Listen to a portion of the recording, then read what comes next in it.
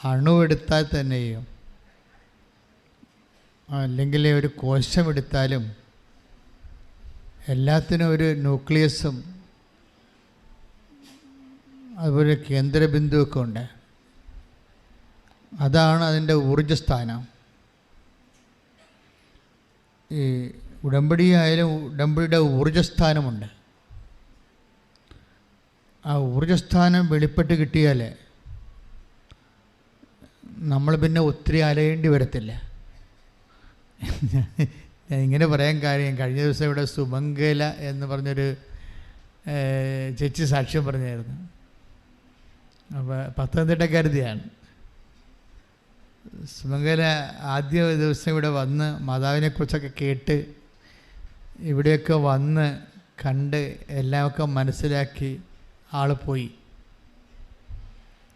പിറ്റേ ദിവസം ഇവർ വരൂ. ഇവർക്ക് 5-6 പ്രശ്നങ്ങളാണ് ജീവിതത്തിൽ. പിറ്റേ ദിവസം വരുമ്പോഴേ ഇതിൻ്റെ ഊർജ്ജസ്ഥാനം, ഉടമ്പടിയുടെ ഊർജ്ജസ്ഥാനം ദൈവം ഇവർക്ക് പറഞ്ഞു കൊടുത്തു.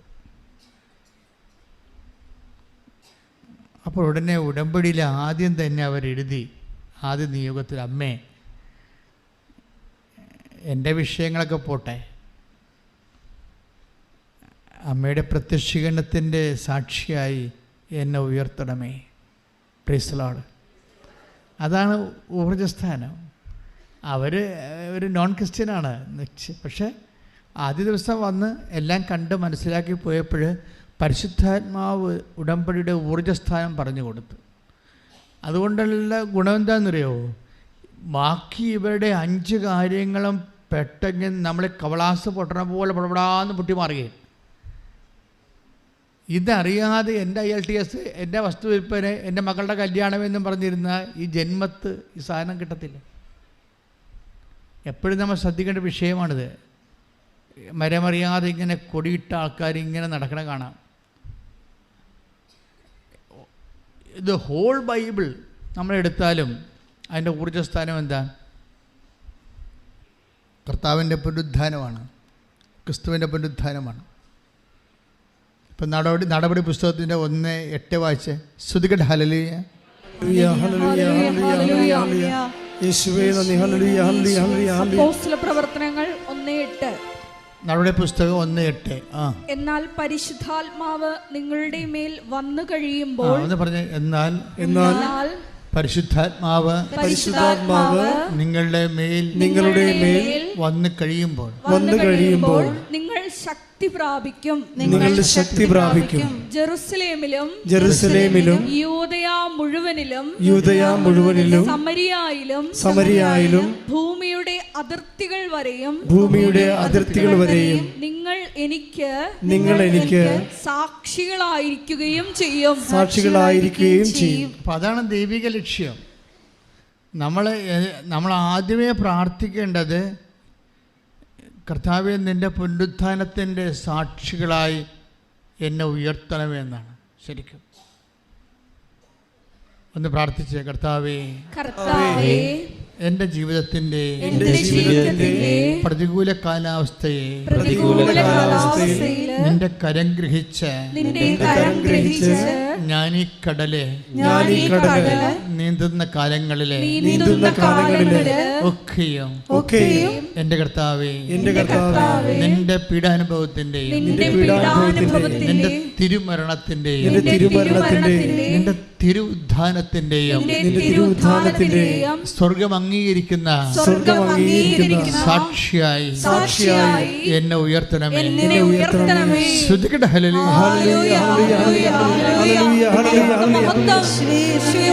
പരിശുദ്ധ പരമ ദിവ്യകാരുണ്യത്തിന്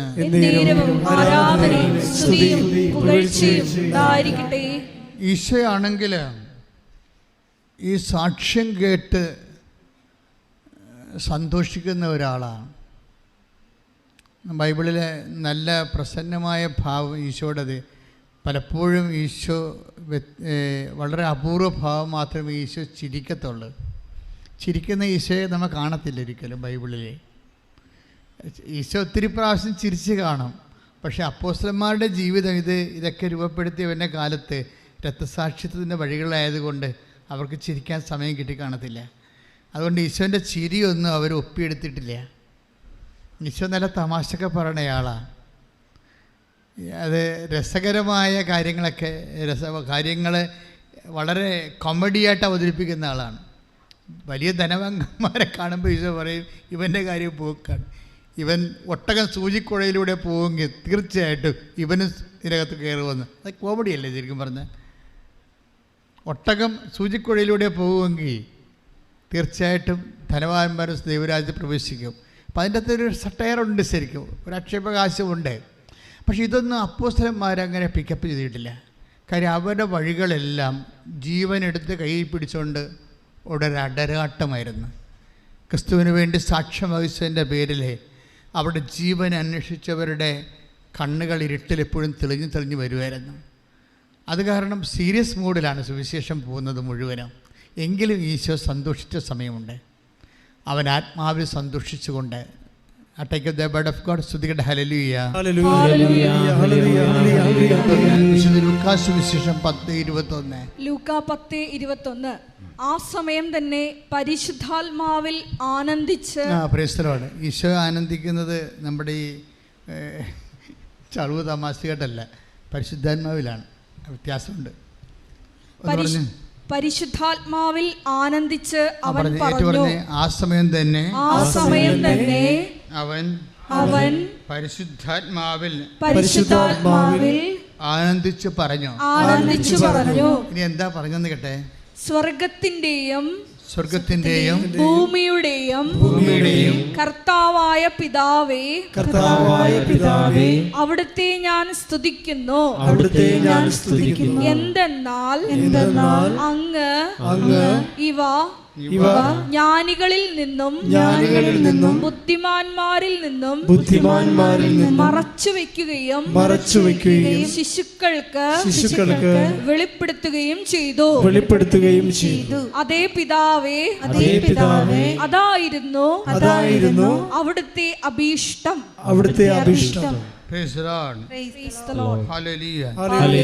ഇതൊരു വളരെ സന്തോഷത്തിന്റെ മൂഡിൽ ആണ് ഈ സുവിശേഷത്തിന്റെ ഭാഗം പോകുന്നത്. സുവിശേഷ ഭാഗം സന്തോഷത്തിൻ്റെ മൂടിൽ പോയാലും സന്തോഷമെന്ന് അങ്ങനെ പറയാറില്ല. പക്ഷെ ഇവിടെ സന്തോഷമെന്ന് ഇത് മുഴുവനും ഒരു നല്ല സന്തോഷത്തിൻ്റെ മൂടിലാണ് അത് പോകുന്നത്. ഉദാഹരണത്തിന് നമ്മൾ 10:17 എടുത്ത് വിശുദ്ധ ലൂക്കാ 10:17.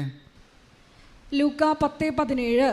72 പേരും സന്തോഷത്തോടെ തിരിച്ചു വന്ന് പറഞ്ഞു. അവിടെ സന്തോഷം കണ്ട. 72 പേരും സന്തോഷത്തോടെ തിരിച്ചു വന്ന് പറഞ്ഞു, കർത്താവേ, നിന്റെ നാമത്തിൽ പിശാചുക്കൾ പോലും ഞങ്ങൾക്ക് കീഴ്പ്പെടുന്നു. സാക്ഷ്യം പറഞ്ഞാണ് അവര്. സാക്ഷ്യം കേട്ടാണ് സന്തോഷിക്കുന്നത്. നിങ്ങളൊക്കെ സാക്ഷ്യം പറയുമ്പോൾ ഈശോ സന്തോഷിക്കുന്നുണ്ട്. ശരിക്കും പറഞ്ഞാൽ അപ്പോസ്തലന്മാരെ പറഞ്ഞു വിട്ടിട്ട് സുവിശേഷ വേലക്ക് ഉടമ്പടി എടുക്കുമ്പോൾ നമുക്ക് 3 കാര്യങ്ങളില്ലേ? എന്തൊക്കെയാണ്? പ്രത്യക്ഷീകരണ പ്രാർത്ഥന, അമ്മയുടെ പ്രത്യക്ഷീകരണത്തിൻ്റെ സാക്ഷിയാക്കാൻ പ്രത്യക്ഷീകരണ പ്രാർത്ഥന. പിന്നെ എല്ലാം കർത്താവിൻ്റെ പുനരുദ്ധാനത്തിൻ്റെ സാക്ഷിയാകാൻ വേണ്ടി കർത്താവിനെ അറിയാത്തവരെ അറിയിക്കുന്നു, സുവിശേഷ വേല. പിന്നെ എന്താ? ജീവകാരുണ്യ പ്രവർത്തനങ്ങൾ. അതും സുവിശേഷത്തിൻ്റെ സ്നേഹത്തിൻ്റെ സാക്ഷികളാണ്. ഇതിനു വേണ്ടിയാണ് ഈ ഉടമ്പടിക്കാർ പോകുന്നത്. ഉടമ്പടിക്കാർ തിരിച്ചു വന്നിട്ടാണ് അവർ സാക്ഷ്യം പറയണത്. അപ്പോഴും നമ്മളെല്ലാം കൈയടിക്കും. സിസ്റ്ററും അച്ഛനും ഒക്കെ സാക്ഷ്യം പറയുമ്പോൾ നിങ്ങൾ കൈയടിക്കത്തില്ല, അറിയാതെ തന്നെ കൈയടിക്കും, സന്തോഷം കൊണ്ടാണ്. ഇത് തന്നെ സുവിശേഷ കാലത്ത് സംഭവിച്ചതാണിത്. ആ സന്തോഷം ഇങ്ങനെ തുടരുകയാണ്. എന്തെല്ലാം ദൈവം തൻ്റെ മനുഷ്യനെ സന്ദർശിക്കുന്നു അപ്പോഴെല്ലാം മനുഷ്യന് സന്തോഷമുണ്ടായിട്ട് അവൻ സന്തോഷിച്ച് കൈയടിക്കും. എന്താ കാരണം വെച്ച് കഴിഞ്ഞാൽ ഈ സാക്ഷ്യം കേൾക്കുമ്പോഴാണ് ശരിക്കും ഈശോയ്ക്ക് സന്തോഷം ഉണ്ടാകുന്നത്. ഈശോയുടെ ജീവിതത്തിൽ എപ്പോഴും നിങ്ങൾ ഓർക്കുക, കർത്താവേ, ദൈവത്തിന് ഈശോയ്ക്കൊരു സന്തോഷം കൊടുക്കണം എന്ന് നിങ്ങൾ ചിന്തിക്കണം. ഉടമ്പെടുക്കുമ്പോൾ അത് നിങ്ങളും മ്ലാനമായിരുന്നു, ഈശോയും മ്ലാനമായിരുന്നു, എങ്ങനെയാണ് ശരിയാകണത്? അപ്പം നിങ്ങൾക്കൊരു ദൈവാനുഭവം കിട്ടിക്കഴിയുമ്പോൾ നിങ്ങളത് 10 മനുഷ്യരോട് പറയുമ്പോൾ ദൈവത്തെക്കുറിച്ച് ആൾക്കാർ കേൾക്കുമ്പോൾ അവർക്ക് മാനസാന്തരം ഉണ്ടാകുമ്പോൾ ദൈവത്തിനത് സന്തോഷമാണ്. പ്രാർത്ഥിക്കുക. കർത്താവായ ദൈവമേ, കർത്താവായ ദൈവമേ, എനിക്കുണ്ടാകുന്ന ദൈവാനുഭവങ്ങളിലെ മനുഷ്യനുണ്ടാകുന്ന മാനസാന്തരങ്ങളിലെ ദൈവത്തിനുണ്ടാകുന്ന സന്തോഷത്തിന്റെ ഉപകരണമാക്കി എന്നെ മാറ്റണമേ. ശ്രുതികട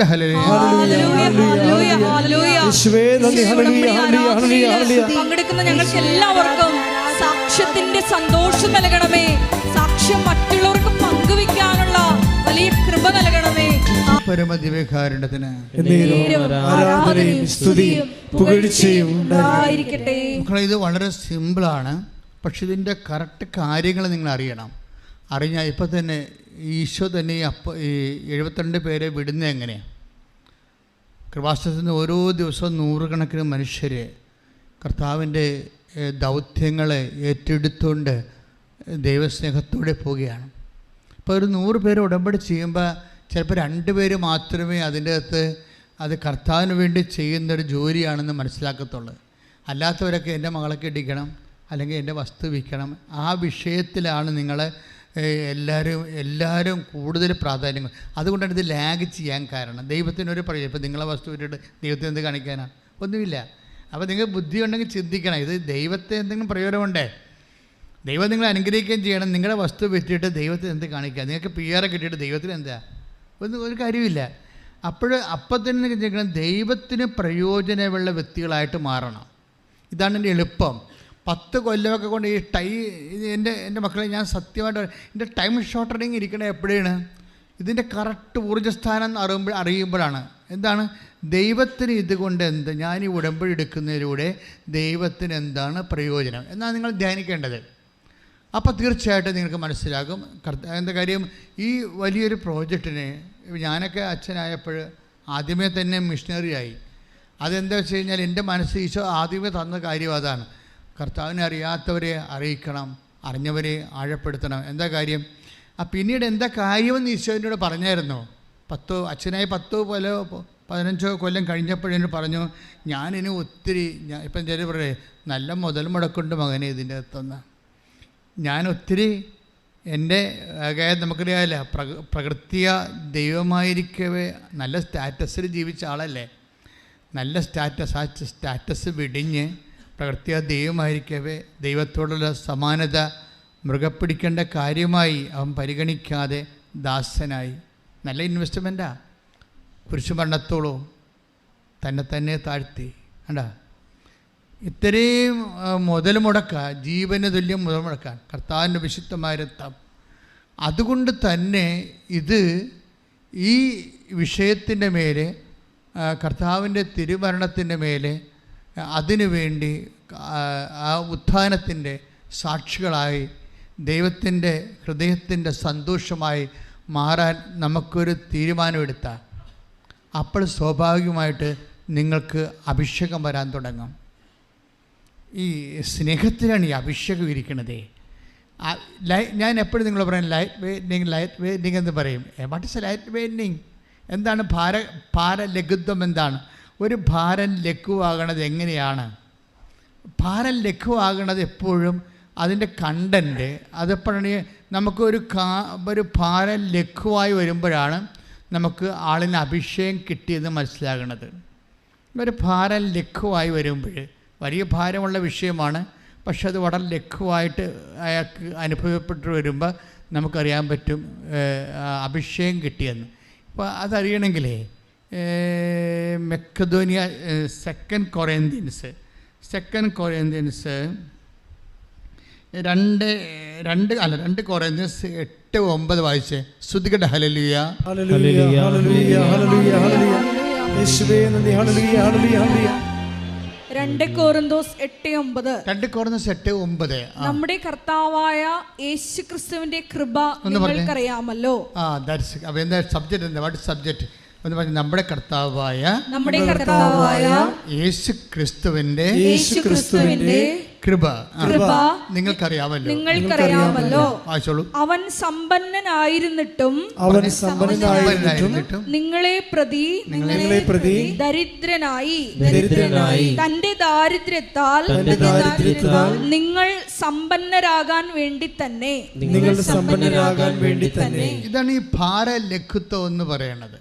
ഉടമ്പടി സംഭവിക്കുന്ന സംഭവമാണ്. അതിൻ്റെ തത്വം അറിയാം. ഭാരലഘുത്വത്തിൻ്റെ തത്വം അറിയണം. എന്നുവെച്ചാൽ നിങ്ങൾക്കൊരു വിഷയം, ഇപ്പം നിങ്ങൾക്ക് ഒരു ഇപ്പോൾ വൈഫും ഹസ്ബൻഡോട് അകന്ന് താമസിക്കുമ്പോൾ നിങ്ങൾ അടുക്കുന്നവരെ what you want, you need anointment. അല്ലെങ്കിൽ നിങ്ങൾ ഉത്കണ്ഠപ്പെട്ട് പല വിഷമെടുത്ത് തന്നെയൊക്കെ ചെയ്യും. അതല്ല, മറിച്ച് ഒരു ഹസ്ബൻഡ് വൈഫ് അകന്നിരിക്കുകയും അവരെ അടുക്കുന്നവരെ വാട്ട് യു നീഡ് അനോയിൻമെൻറ്റ്. അതെല്ലാം അങ്ങനെയാണ്. ഇപ്പോൾ ഒരു ജോലി കിട്ടണം, നമുക്ക് ജോലി വേണം. ജോലി കിട്ടിയിട്ട് വേണം നമുക്ക് കല്യാണം കഴിക്കാൻ, ജോലി കിട്ടിയിട്ട് വേണം വീട് വെക്കാൻ. അപ്പോൾ ഇറ്റ് വിൽ ടേക്ക് ടൈം, അതിനൊരു സമയമെടുക്കും. അത് കിട്ടണവരെ വാട്ട് യു നീഡ്, നിങ്ങൾക്ക് എന്താ വേണ്ടത്? അനോയിൻമെൻറ്റാണ് വേണ്ടത്. എന്നുവെച്ചാൽ അഭിഷേകം. അഭിഷേകം എങ്ങനെ ഉണ്ടാകും എന്ന് നിങ്ങൾ അറിയണം. ഇപ്പം തന്നെ ഈശോ എന്താ ചെയ്തത്? ആ ലൈറ്റ് പെയിൻറ്റിങ് കണ്ടില്ലേ? ഇപ്പോൾ 2 കൊരിന്ത്യർ 8:6 വായിച്ച് 8:9 വായിച്ച്. നമ്മുടെ കർത്താവായ യേശു ക്രിസ്തുവിന്റെ കൃപ. ഒന്ന് പറഞ്ഞേ. നമ്മുടെ കർത്താവായ യേശു ക്രിസ്തുവിന്റെ കൃപ നിങ്ങൾക്കറിയാമല്ലോ. അവൻ സമ്പന്നനായിരുന്നിട്ടും നിങ്ങളെ പ്രതി ദരിദ്രനായി. അതായത് ഇതിൻ്റെ അത് വരുന്ന ഒരു വിഷയം വെച്ചാൽ അവൻ സമ്പന്നനായിട്ടും, ദൈവമല്ലേ, അപ്പം സർവ്വസമ്പത്തും അവൻ്റെതാണ്. അവൻ സമ്പന്നനായിട്ടും പിന്നെ എന്താ പറ്റിയത്? നിങ്ങളെ പ്രതി എന്ത് പറ്റി? ദരിദ്രനായി. അല്ലേ? അപ്പം ഈ വലിയ സമ്പന്നനായ ദൈവം ഇങ്ങനെ ചുരുങ്ങി, ഇങ്ങനെ നഗ്നനായി, വിവസ്ത്രനായി, ഇങ്ങനെ ആണിയേൽ അപമാനിക്കപ്പെട്ട് തൂങ്ങിക്കിടക്കുന്ന അവസ്ഥയിലേക്ക് ഇവൻ വന്നത് അതിൻ്റെ അങ്ങനെ വരുന്നതിന് ഈശോയ്ക്ക് ഒരു ഭാരലഘുത്വം ഉണ്ടാക്കിയത്, അത് നിസ്സാരമായിട്ട് ചെയ്ത് എന്തിൻ്റെ കാര്യത്തിലാണ്? നിങ്ങളെ പ്രതി. അല്ലേ? മനസ്സിലായി എന്താ പറഞ്ഞത്? അവൻ സമ്പന്നനായിട്ടും നിങ്ങളെ പ്രതി ദരിദ്രനായി. അവിടെ ആരെ പ്രതിയാണ്? നിങ്ങളെ. ദാറ്റ് മീൻസ് നിങ്ങളോടുള്ള സ്നേഹത്തെ പ്രതി. കൈയിടിച്ച് കർത്താനോട്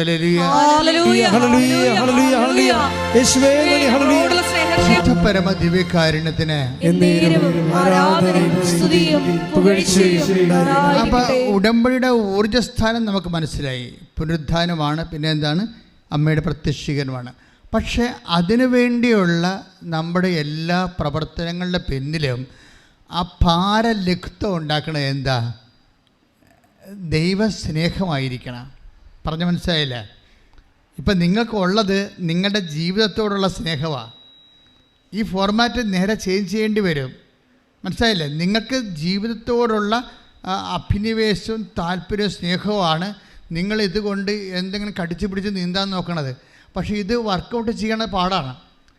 അതിന് സമയമൊരുക്കെടുക്കും. മറിച്ച് നേരെ തിരിച്ച് ഈ സംഭവം തിരിച്ചിടണം. ഇതൊന്ന് ഈ അലൈൻമെൻറ്റ് തെറ്റിക്കിടക്കുകയാണ് ഈ സാധനം. ഇത് നേരെ തിരിച്ചിടണം. എന്നിട്ട് ദൈവത്തോടായിരിക്കണം സ്നേഹം. എന്ന് പ്രാർത്ഥിച്ച്, കർത്താവായ ദൈവമേ, നിന്നോടുള്ള സ്നേഹത്താൽ എൻ്റെ ഹൃദയത്തെ അഭിഷേകം ചെയ്യണമേ.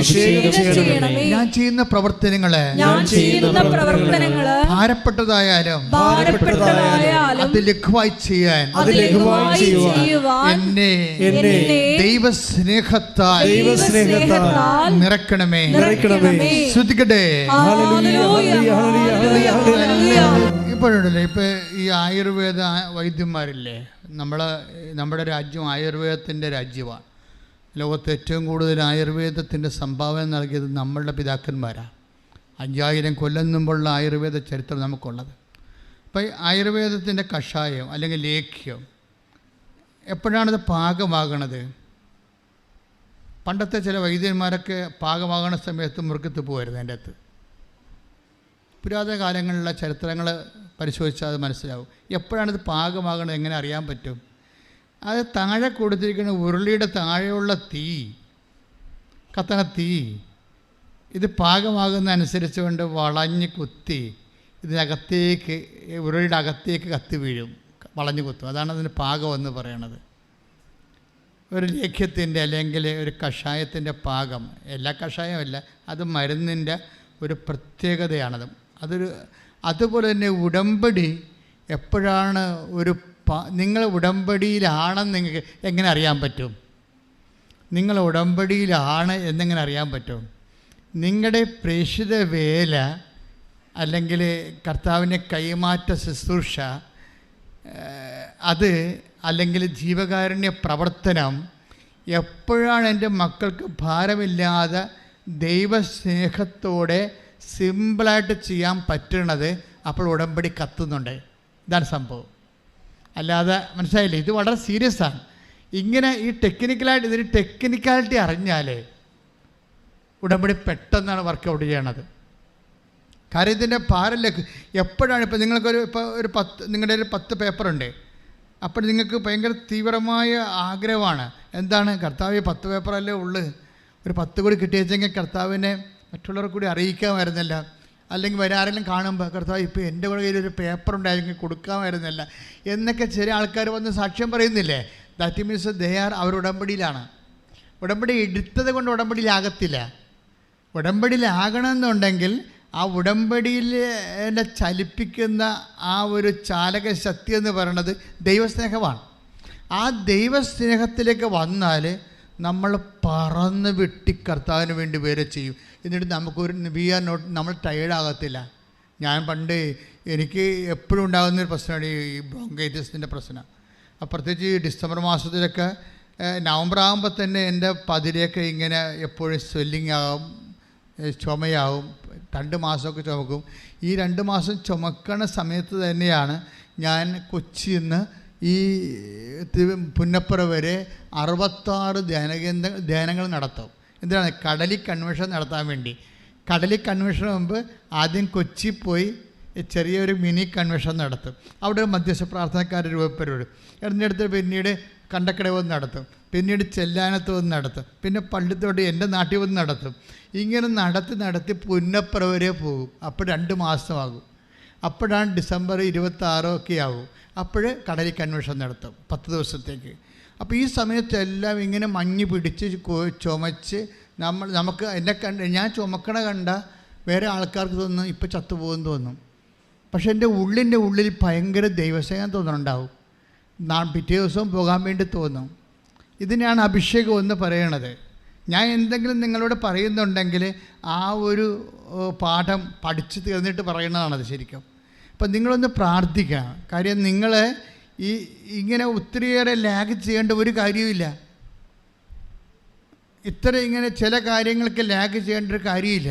ഇപ്പോൾ കഴിഞ്ഞ ദിവസങ്ങളിൽ ഒരു ചേച്ചി ഒരു സാക്ഷാത് വരുന്ന അത് ഈ കഴിഞ്ഞ ദിവസം ഇന്നലെ എന്ന് പറഞ്ഞത് അത് ഗ്രേസി ഡേവിഡിൻ്റെ ഒരു പ്രശ്നം എന്താ? സീരിയസ് വിഷയമാണ്. ഒരു ആൺമകനുണ്ട്, കാണാനില്ല. അതാണ് പ്രശ്നം. 1 മാസമല്ല, 1 വർഷമല്ല, 2 വർഷമല്ല, 3 വർഷമല്ല, 4 വർഷമായിട്ട് ഇവരെക്കുറിച്ചൊരു പിടിയില്ല. 4 വർഷമായിട്ട് നിങ്ങളൊന്ന് ചിന്തിച്ച്, ഒരു മകനുണ്ട് കാണാനില്ലെങ്കിൽ 4 വർഷമായിട്ട് അവനെക്കുറിച്ചൊരു ഫോൺ പോലും കിട്ടില്ലെങ്കിൽ അവൻ മരിച്ചില്ലേ? അവൻ മരിച്ചു പോയില്ലേ? എന്തെങ്കിലും പിടിയുണ്ടെങ്കിൽ അമ്മേനെ ബന്ധമുള്ള ആൾക്കാർക്ക് വിളിക്കത്തില്ലേ? ഇല്ല, ആളെ തീർന്നു. അപ്പം മരിച്ചതുപോലെ എല്ലാവരും കരുതുകയാണേ. ഗ്രേസി ഡേവിസിൻ്റെ അമ്മ മരിച്ചതുപോലെ എല്ലാം കരുതുകയാണ്. അപ്പോഴാണ് ഇവർക്ക് കൃപാസനം പത്രത്തിലൊരു കീറ് കിട്ടുന്നത്. അവരത് വായിച്ചു നോക്കിയപ്പോൾ മാതാവ് അവരെ വിളിക്കും. കൃപാസനം പത്രവും നിങ്ങൾ ഒരിക്കലും വിളിക്കരുത്. അത് മാതാവിൻ്റെ കൈയാണ്, നിങ്ങളെ തൊട്ട് വിളിക്കുന്ന കൈയാണ്. കൈ ഇടിച്ച് കർത്താസുണ്ട്. അവരിത് കിട്ടിയ ഉടനെ പാഞ്ഞ് ഇവിടെ വന്ന് പെട്ടെന്ന് ഒരു ഉടമ്പടി എടുത്ത്. അവരുടെ പ്രശ്നം ഒന്നേ ഉള്ളൂ. 6 പ്രശ്നമൊന്നും അവർക്കില്ല. എന്താണ്? മരിക്കണമാകുമ്പോൾ മകനെ കാണണം, അത്രേ പ്രശ്നമുള്ളൂ. അവരമ്മയോട് പറഞ്ഞു, അമ്മേ ഞാൻ മരിക്കണമാകുമ്പോൾ എൻ്റെ മകനെ കാണണം അമ്മേ എന്ന് പറഞ്ഞിട്ട് അത്രയും പറഞ്ഞിട്ട് പോവുകയാണ്.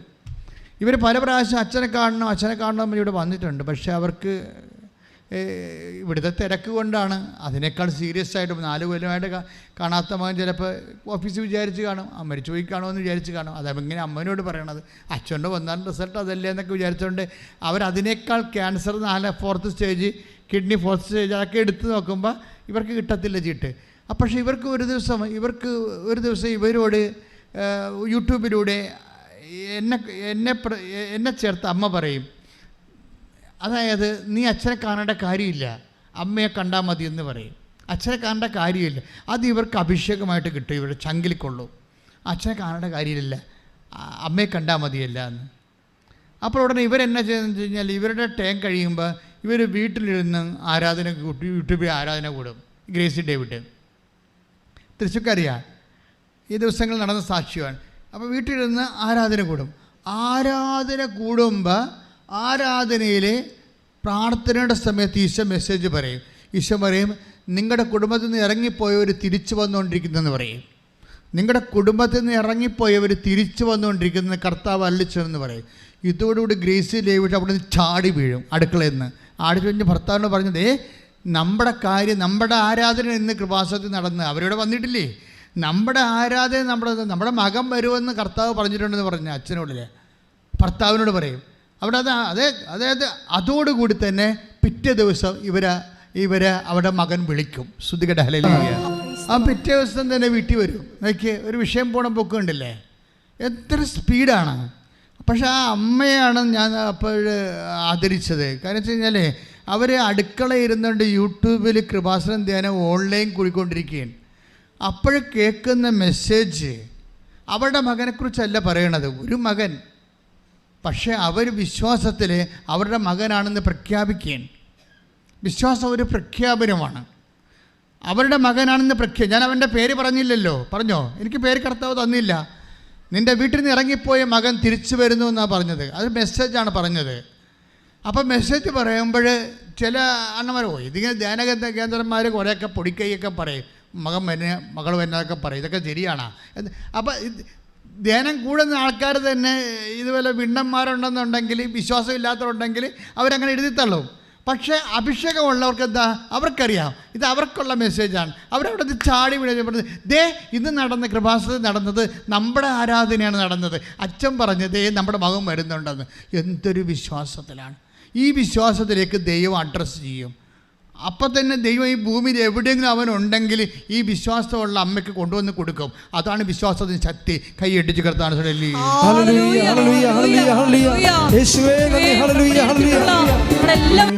അപ്പോൾ ഈ ഒരു വിശ്വാസം കണ്ടില്ലേ, ഗ്രേസി ഡേവിഡിൻ്റെ വിശ്വാസം കണ്ടില്ലേ, ഈ വിശ്വാസം തന്നെ ചില സമയത്ത് ഇപ്പോൾ ഗ്രേസി ഡേവിഡ് ഇത്രയും വിശ്വസിച്ച് മകനെ കിട്ടിയെന്ന് വിചാരിച്ചല്ല, മകനെ കിട്ടിയല്ലോ. എങ്കിലും വിശ്വാസം അപകട മേഖലയിലാണ്. ഒരിക്കലും നമുക്ക് വിശ്വാസം കിട്ടിയെന്ന് പറഞ്ഞാൽ, കഴിഞ്ഞ പ്രാവശ്യം എങ്ങനെ ധ്യാനം അവസാനിച്ചത്, ഒരിക്കൽ പ്രകാശം ലഭിച്ചവർ വീണുപോയാൽ അല്ലേ, നമ്മൾ ഹെബ്രായർ 4:6 വായിച്ച് ശ്രുതിക്കട്ടെ. ഹല്ലേലൂയ, ഹല്ലേലൂയ, ഹല്ലേലൂയ, ഹല്ലേലൂയ, ഹല്ലേലൂയ, ഹല്ലേലൂയ. യേശുവേ നന്ദി. ഹല്ലേലൂയ, ഹല്ലേലൂയ, ഹല്ലേലൂയ, ഹല്ലേലൂയ, ഹല്ലേലൂയ, ഹല്ലേലൂയ. യേശുവേ നന്ദി, യേശുവേ ആരാധന. 6:4 ശ്രുതിക്കട്ടെ. ഹല്ലേലൂയ. കണ്ടില്ലേ, നേരത്തെ കണ്ടില്ലേ, ഇത് അതായത് ഇപ്പം ഗ്രേസി ഡേവിഡിൻ്റെ വിഷയം എന്താണ്, ഒരിക്കൽ പ്രകാശം ലഭിക്കുകയും പറഞ്ഞ് ഒരിക്കൽ പ്രകാശം ലഭിക്കുകയും അല്ലെങ്കിൽ ഒരിക്കൽ വിശ്വാസം ലഭിക്കുകയും ഒരിക്കൽ വിശ്വാസം ലഭിക്കുകയും സ്വർഗീയ സമ്മാനം ആസ്വദിച്ചറിയുകയും ചെയ്തവര്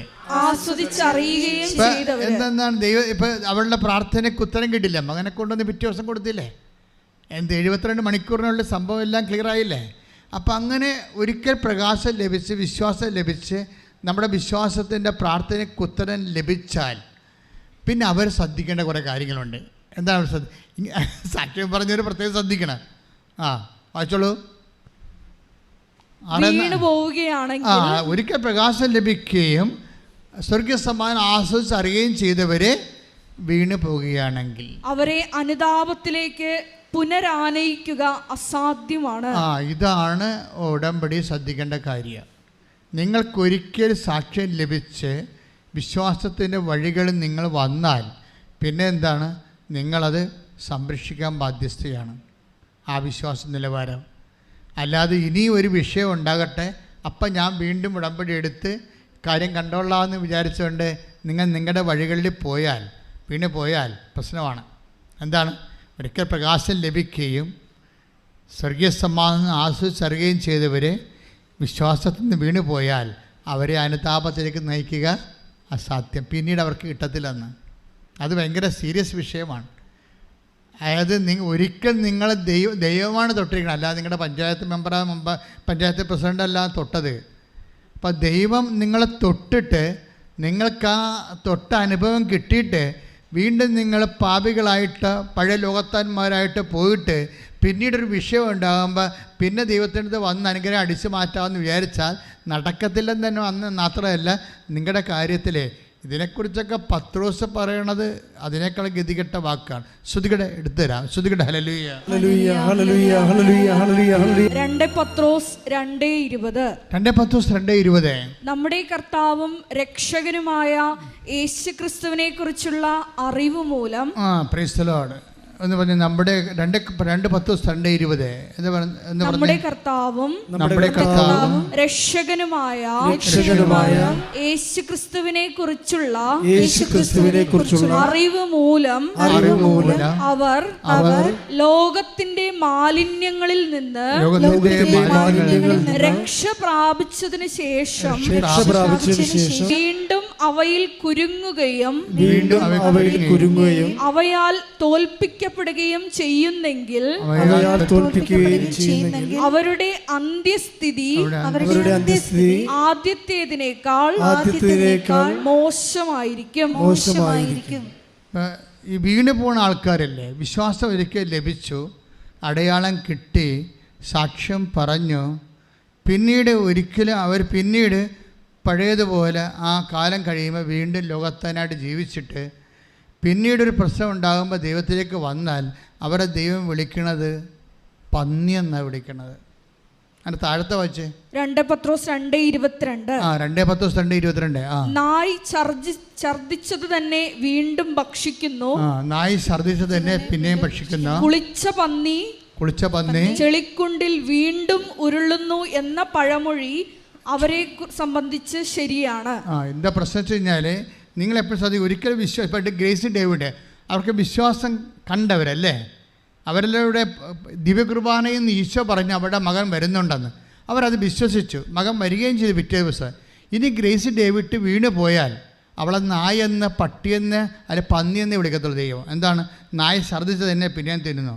വീണ്ടും അതായത് ദൈവാനുഗ്രഹം കിട്ടിയിട്ട് പിന്നീട് നമ്മളുടെ താല്പര്യത്തിനനുസരിച്ച് പിന്നെ ചതിയോ വഞ്ചനയോ സെക്സോ മോശമായിട്ടുള്ള ജീവിതമോ മദ്യമോ ഇങ്ങനെയൊക്കെ പലതരത്തിലുള്ള ഏഷണിയോ പരദൂഷണമോ പകയോ വിദ്വേഷമോ ചതിയോ അഹങ്കാരമോ ഇങ്ങനെ ലോകത്താനായിട്ട് പോയി കഴിഞ്ഞാൽ പിന്നെ എന്താ പറയുക, പിന്നീട് അവരെ തിരിച്ച് കൃപയിലേക്ക് കൊണ്ടുവരിക അസാധ്യമാണ്.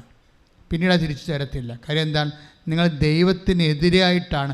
ദൈവത്തിൻ്റെ കൃപ നേരെ കണ്ടിട്ട് പോലും നിങ്ങളുടെ മറ്റൊരു ജീവിതം, അതിനെ നിങ്ങൾക്ക് ആസ്വാദ്യം തോന്നിയ ഒരു ജീവിതം കണ്ടപ്പോൾ ദൈവത്തിനെ മാറ്റിയിട്ട് നിങ്ങളത് സ്വീകരിച്ച് ദൈവത്തോട് അവിശ്വസ്തത കാണിച്ചതാണ്. നിങ്ങൾക്കറിയാമല്ലോ, അഭിഷേകം നഷ്ടപ്പെടുന്നതിൻ്റെ പ്രധാനപ്പെട്ട കാരണം നമുക്ക് സ്നേഹവും വിശ്വസ്തതയുമാണ്. ഇതിൻ്റെ അകത്ത് ശ്രദ്ധിക്കേണ്ട 2 പോയിൻ്റുകൾ. സ്നേഹം, അതായത് നിങ്ങൾക്ക് ദൈവത്തിനോട് സ്നേഹം കൂടിക്കൂടി വരികയാണെങ്കിൽ അഭിഷേകം കീഴ് എന്ത് ഭാരമുള്ള സംഭവമാണെങ്കിലും നമുക്ക് എടുക്കാനുള്ള അഭിഷേകം ഉണ്ടായിക്കൊണ്ടിരിക്കും ദൈവത്തോടുള്ള. ഇപ്പം നിങ്ങൾക്ക് മക്കളില്ലെന്ന് വിചാരിച്ചോ, അപ്പോൾ നിങ്ങളുടെ കൂട്ടുകാരത്തിക്ക് മക്കളുണ്ട്, അനിയത്തിക്ക് മക്കളുണ്ട്, ചേട്ടത്തിക്ക് മക്കളുണ്ട്.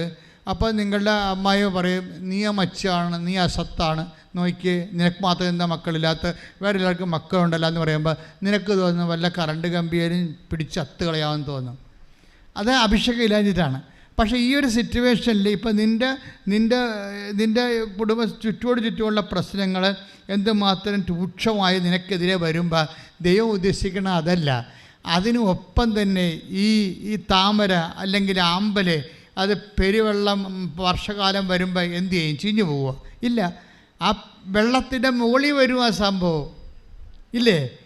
അത് തണ്ട് നീട്ടി എൻ്റെ താമര വെള്ളത്തിൻ്റെ പ്രളയം വന്നാലും വെള്ളത്തിൻ്റെ മുകളിൽ വരും. എൻ്റെ ദൈവവേദന ഇതുപോലെ നിനക്ക് ചുറ്റും ക്ലേശങ്ങൾ പെരുകുമ്പോൾ ദൈവസ്നേഹം നീ സ്വീകരിച്ച് ദൈവത്തെ മാത്രം സ്നേഹിച്ച് മറ്റുള്ളവരാരും സ്നേഹിക്കാൻ യോഗ്യരല്ലെന്ന് മനസ്സിലാക്കി സ്നേഹിച്ചാൽ ഇത് തന്നെയാണ് ഫലമെന്ന് മനസ്സിലാക്കി ദൈവത്തിൽ നിൻ്റെ ജീവിതം കൊണ്ട് തന്നെ നീ സ്നേഹിച്ച് ജീവിതം നീ അവലംബമാക്കി ദൈവത്തിൽ ആശ്രയം വെച്ചുകൊണ്ട് നീ സങ്കടങ്ങളുടെയും പ്രളയത്തിൻ്റെയും മുകളിലേക്ക് വരാൻ വേണ്ടി നീ അഭിഷേകത്തിനായി സ്തുതിക്കട്ടെ. ഹല്ലേലൂയ.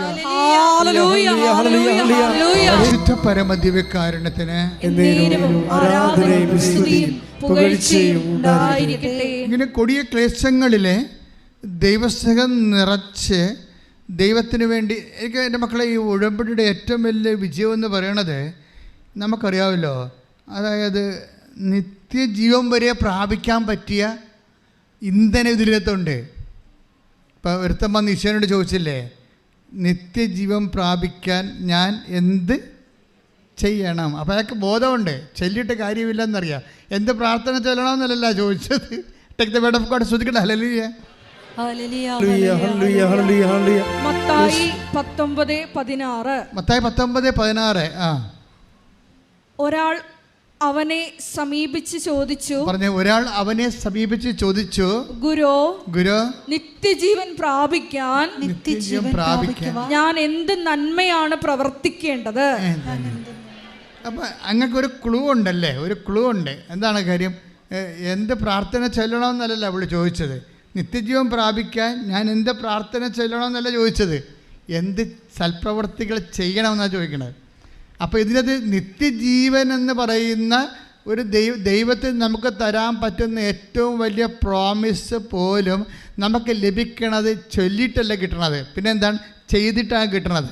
അങ്ങനെയാണെങ്കിൽ ഉടമ്പടിയുടെ അതിനകത്തുള്ള ഫോർമുലയിലുള്ള സൽപ്രവൃത്തികളായാലും കാരുണ്യപ്രവൃത്തികളായാലും സുവിശേഷ പ്രവർത്തനങ്ങളായാലും ഇത് ചെയ്യുന്നതിലൂടെ നിനക്ക് ലഭിക്കുന്ന അഭിഷേകം എന്ന് പറയണത് അത് ഏത് ക്ലേശകാലത്തും ഏത് ക്ലേശം, ഇപ്പോൾ നിൻ്റെ വീട്ടിൽ പട്ടിണിയും ദാരിദ്ര്യമാണെന്ന് തന്നെ വിചാരിച്ചോ. അപ്പോൾ നിങ്ങൾ ചോദിക്കുക, പിന്നെ ദാരിദ്ര്യം കൊണ്ട് കിറുനാറിയിട്ട് പാടില്ല, പിന്നെയാണ് നാട്ടുകാരെ സഹായിക്കാൻ നടക്കുന്നത്. പക്ഷേ എന്താണ് സഹായിക്കുന്നതാണ് അഭിഷേകം എന്ന് പറയണത്. മനസ്സിലായ? നിനക്ക് ഇല്ല, ഉള്ളതിൽ നിന്ന് സഹായിക്കുമ്പോൾ ഉള്ളിൻ്റെ ഉള്ളിൽ സന്തോഷം തോന്നുന്നതിനാണ് അഭിഷേകം എന്ന് പറയണത്. അതിനാണ് പരിശുദ്ധാത്മാവ് എന്ന് പറയണത്. Take the word of God. 2 കൊറിന്തോസ് 8:2. ശ്രുതികട. ഹല്ലേലൂയ,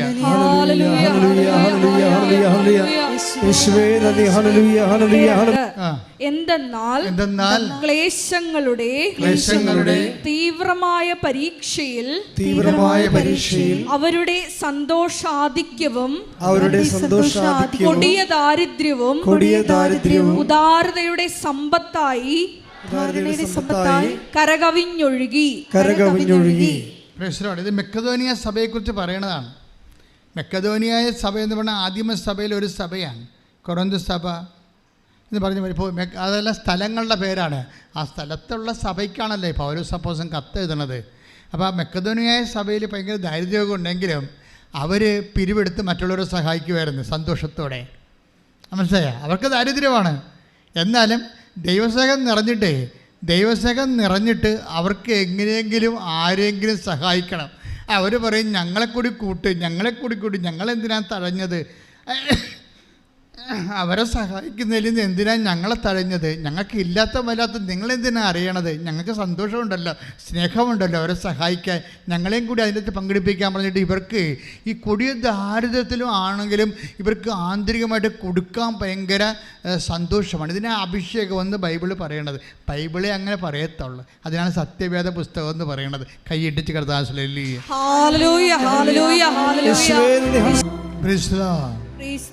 അതായത് ഈ കാരുണ്യ പ്രവൃത്തികൾ നമുക്ക് നിത്യജീവൻ വരെ നമുക്ക് ലഭിക്കാൻ സാധ്യതയുള്ളതാണ്. ക്രിസ്തുവിൻ്റെ പുനരുദ്ധാനത്തിൻ്റെ സാക്ഷ്യത്തെ പെടുത്തുന്ന കാരുണ്യ പ്രവൃത്തികളും സൽപ്രവൃത്തികളും സുവിശേഷ വേലയും. പക്ഷേ എന്താ പ്രോബ്ലം എന്ന് ചോദിച്ചു കഴിഞ്ഞാൽ, ഇത് നമ്മൾ ചെയ്യുമ്പോൾ ഒരു ഫങ്ഷണറി ആയിട്ട് ചെയ്യേണ്ട.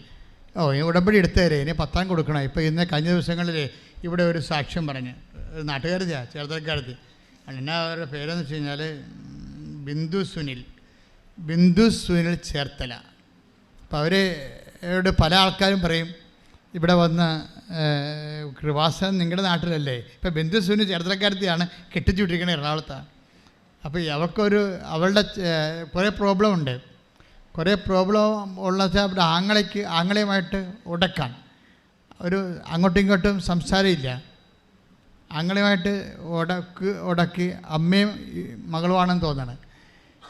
പിന്നെ ആങ്ങളെ വേറെ വീട്ടിലാണ് താമസിക്കുന്നത്, ആങ്ങളിവിടെ അല്ല. അപ്പോൾ ആങ്ങളായിട്ട് വഴക്കായിട്ട് മാനസികമായിട്ട് ശരിക്കും അകന്നു പോയ ആൾക്കാരാണ്. അതുപോലെ തന്നെ ആങ്ങളയ്ക്കൊരു മകനുണ്ട്, അവന് എന്തോ ഓട്ടിസം പോലെ എന്തോ രോഗമാണ്. പിന്നെ ആങ്ങളയ്ക്ക് രോഗമുണ്ട്. അപ്പം ഇങ്ങനെ കുറേ പ്രശ്നങ്ങളുണ്ടെങ്കിലും ഇവളോട് ആൾക്കാർ പറയും, നിങ്ങളുടെ നാട്ടിലല്ലേ കൃപാസനം, നിങ്ങൾക്ക് കൃപാസനത്തിൽ പോകാൻ വരും. ഇപ്പോൾ ഉടനെ ഇവർ പറയും, അവിടെ എന്നാ, അവിടെ പത്രം മേടിക്കണം, പത്രം കൊടുക്കണം, യൂട്യൂബ് ചാർജ് ചെയ്യണം, എൻ്റെ ഇതൊക്കെ ചുമ്മാ ബിസിനസ്സല്ലേ, ഞാനൊന്നും പോകത്തില്ലെന്ന് പറയും. ഇവർ വരത്തില്ല. അവർ പറയുന്ന വേറെ സാധനമുണ്ട്, ഞാൻ പലപ്പോഴും ബസ്സിൽ ഇതിലേ പോകുന്നുണ്ടായിരുന്നു, ഞാൻ ഇങ്ങോട്ട് നോക്കത്തില്ലെന്ന്. എനിക്ക് അത്രയും വെറുപ്പായിരുന്നു. ആരോ പൈശാചികമായി അവിടെ ഉള്ളിൽ തിന്മയുടെ ശക്തി കയറ്റി വിട്ടിരിക്കുകയാണ്. വിശ്വാസം അങ്ങനെ ഒരു കാര്യം ചെയ്യുവേ. ഇപ്പം നമുക്ക് എന്തുമാത്രം ട്രോളുകളാണ് നമുക്കെതിരെ ഇറങ്ങിയത്. ഞാൻ ആ ഒരു ട്രോളിന് ഞാൻ മറുപടി കൊടുത്തിട്ടില്ല. എന്താ കാര്യം? മറുപടി കൊടുക്കും. കാര്യം ജനങ്ങളുടെ വിശ്വാസത്തിൻ്റെ സാക്ഷ്യങ്ങളിങ്ങനെ അപ്പ് ചെയ്തുകൊണ്ടിരിക്കും. വേറെ അവരോട് നമുക്ക് സംസാരിക്കേണ്ട കാര്യമില്ലല്ലോ. സംസാരിക്കേണ്ട ആരാണ് സംസാരിക്കേണ്ടത്? ദൈവമല്ലേ സംസാരിക്കേണ്ടത്. നമ്മൾ സംസാരിക്കത്തില്ല. നമ്മൾ വീണ്ടും പ്രാർത്ഥിച്ച് ഉപവസിച്ചുമൊക്കെ അമ്മയുടെ പ്രത്യക്ഷീകരണത്തിന് കൂടുതൽ തെളിവുകൾ ശേഖരിക്കാം. എന്നിട്ട് ആ സാക്ഷ്യങ്ങളെല്ലാം ജനങ്ങളിലേക്ക് പോകും. അപ്പോൾ അതുകൊണ്ട് അങ്ങനെ അവസാനം നമ്മളെന്താ ഇതുപോലെ ഇതിൻ്റെ വാതിൽക്കൽ കൂടി പോയാൽ പോലും സ്വന്തം നാട്ടുകാരത്തിയായിട്ട് പോലും മാതാവിനെ തിരിഞ്ഞു നോക്കാത്ത ആൾ ഒരു സുപ്രഭാതത്തിലെ അവർക്കൊന്നും, അതായത് കൃപാസനത്തിനെതിരെ ചിന്തിക്കുന്നവർക്കൊന്നും ഒരു സമയം കഴിഞ്ഞാൽ പിടിച്ചേക്കാൻ പറ്റത്തില്ല. ഈ സത്യമായതുകൊണ്ട് അവർക്കൊരു സങ്കടം വന്നാൽ എന്നാ ജാതിക്കാരായാലും അവർക്ക് തിരിച്ച് അമ്മയല്ലാതെ വരെ അഭയമില്ലല്ലോ.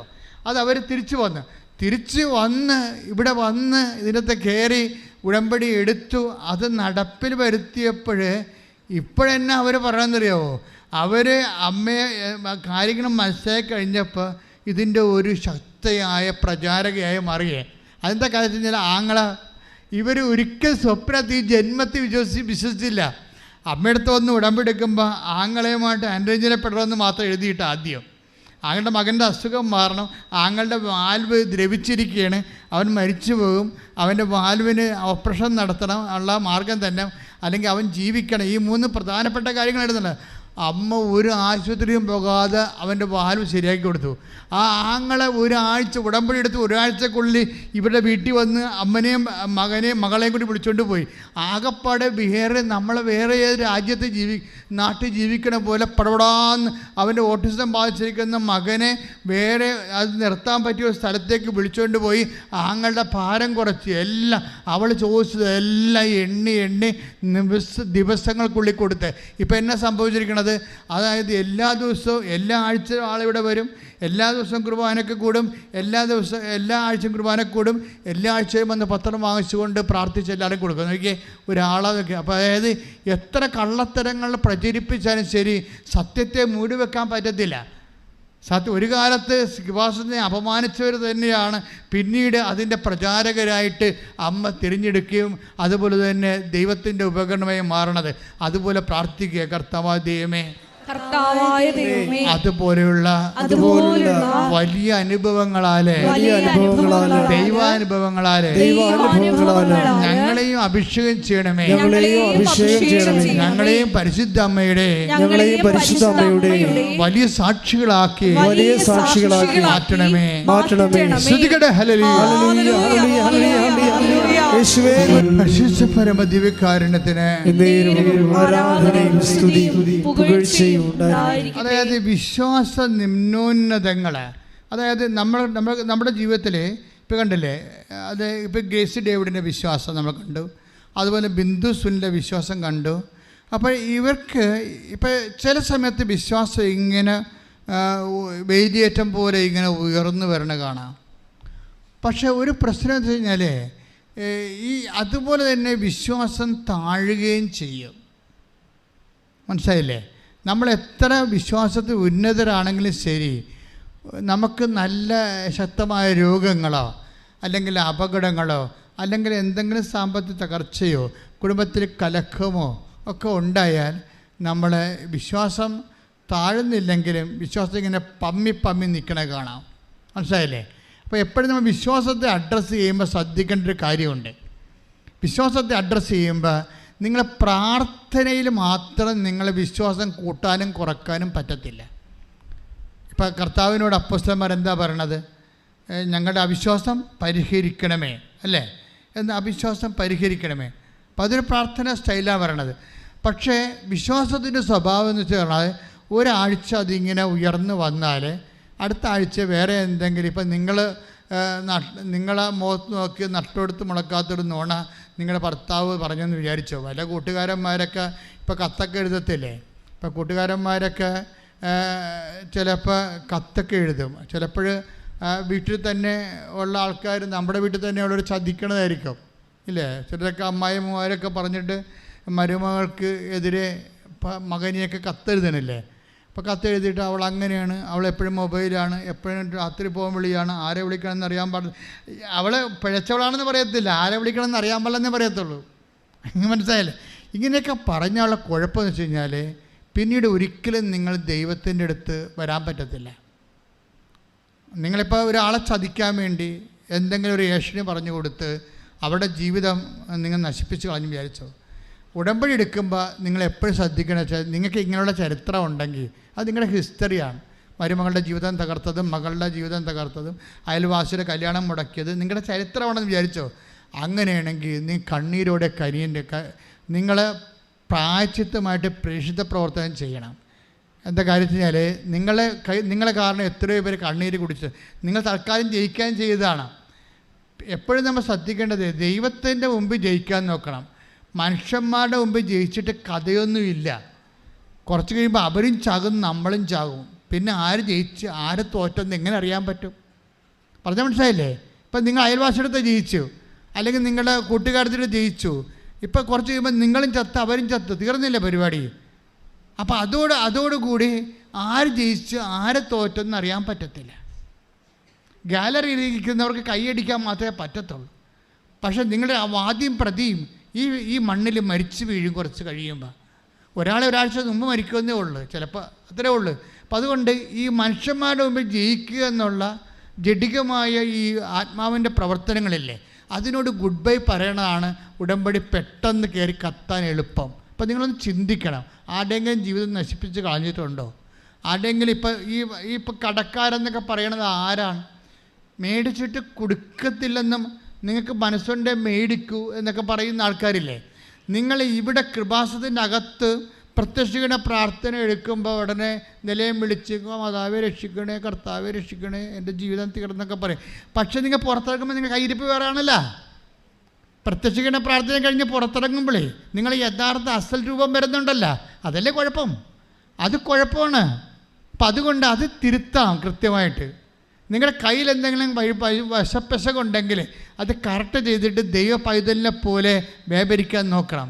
അതുകൊണ്ടാണ് പറയണത്, ഒരിക്കൽ പ്രകാശം ലഭിച്ചൊരു വീണ് പോയാൽ അവിടെ അന്ത്യസ്ഥിതി ആദ്യത്തിനേക്കാളും മോശമായിരിക്കും. എന്ന് വെച്ചാൽ ദൈവം പിന്നെ അവരെ തിരിഞ്ഞു നോക്കത്തില്ല.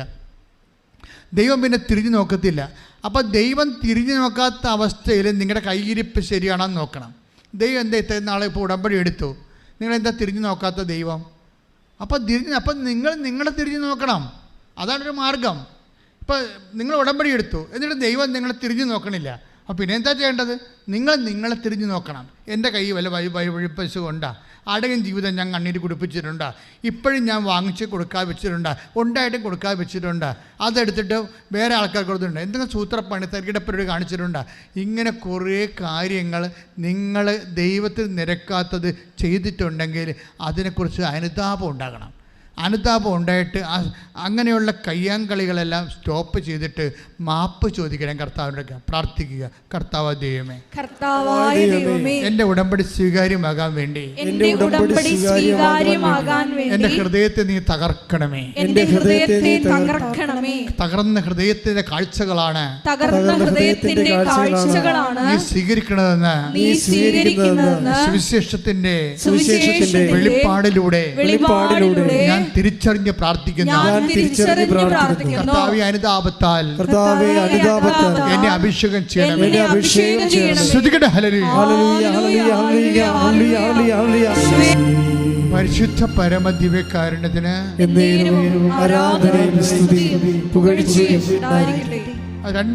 മൂന്ന് കാര്യങ്ങളാണ് നമുക്ക് വിശ്വാസത്തിൽ നമ്മളെ ശക്തിപ്പെടുത്തി നിർത്തണത്.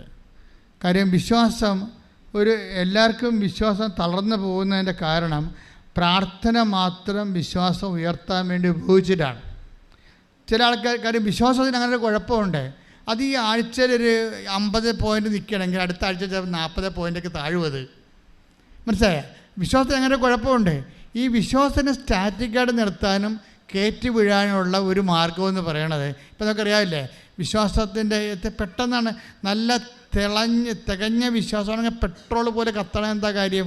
അത് പക്ഷേ അത് കുഴപ്പമെന്ന് വെച്ചാൽ വിശ്വാസം താഴാതിരിക്കാനുള്ള 3 കാര്യങ്ങളുണ്ട്. എന്തൊക്കെയാണെന്ന് വെച്ചാൽ, ഒന്ന് അതായത് 3 കാര്യം. ഒന്ന് നമ്മൾ പറയണ ഉടമ്പടി പറയുന്ന ഇതാണ്, അത് സൽപ്രവൃത്തികളാണ്. കാര്യം സൽപ്രവൃത്തിയുടെ പ്രശ്നം എന്തറിയാമോ? സൽപ്രവൃത്തി ചെയ്താൽ ദൈവം നമ്മുടെ കൂടെ നിൽക്കും. അതാണ് വിശ്വാസം താഴാതിരിക്കാനുള്ള മെയിൻ സംഭവം. ഒന്ന് സൽപ്രവൃത്തിയാണ്. എന്താ കാര്യം എന്നറിയാമോ? സൽപ്രവൃത്തി നമ്മൾ ചെയ്യണം. ഇപ്പോൾ എന്തുമാത്രം സൽപ്രവൃത്തി നമ്മൾ ചെയ്യുന്നുണ്ട്. ചെയ്തു കഴിഞ്ഞാൽ ദൈവം നമ്മുടെ കൂടെ നിൽക്കും. ദൈവം നമ്മുടെ കൂടെ നിന്ന് ആ വിശ്വാസം താഴുക ഇല്ല. ഇപ്പം നമ്മൾ തോബിത്ത് 12:12 എടുത്തേ. തോബിത്ത് 12:12 ശ്രദ്ധിക്കട്ടെ. ഹല്ലേലൂയ, ഹല്ലേലൂയ, ഹല്ലേലൂയ, ഹല്ലേലൂയ, യേശുവേ യേശുവേ സ്തുതി, ഹല്ലേലൂയ, ഹല്ലേലൂയ, ഹല്ലേലൂയ, ഹല്ലേലൂയ, യേശുവേ ആരാധന, ആരാധന, ആരാധന. തോബിത്ത് 12:12 നീയും നിന്റെ മരുമകൾ സാറായും പ്രാർത്ഥിച്ചപ്പോൾ നിങ്ങളുടെ പ്രാർത്ഥന പരിശുദ്ധനായവനെ ഞാൻ അനുസ്മരിപ്പിച്ചു. നീ മൃതരെ സംസ്കരിച്ചപ്പോൾ ഞാൻ നിന്നോടൊത്തുണ്ടായിരുന്നു. അതാണ് സംഭവം. 12:13 തോബിത്ത് 12:13 എന്താ സംഭവം? അത് ഞാൻ നിങ്ങളോട് പറഞ്ഞത് എന്താണ്? വിശ്വാസം പ്രാർത്ഥനയിൽ മാത്രം അവലംബിച്ചു കഴിഞ്ഞാൽ വിശ്വാസം താഴാൻ സാധ്യതയുണ്ട്. ഓരോ ദിവസം ഗ്രാഫ് പൊങ്ങും താന്നും കിടക്കും.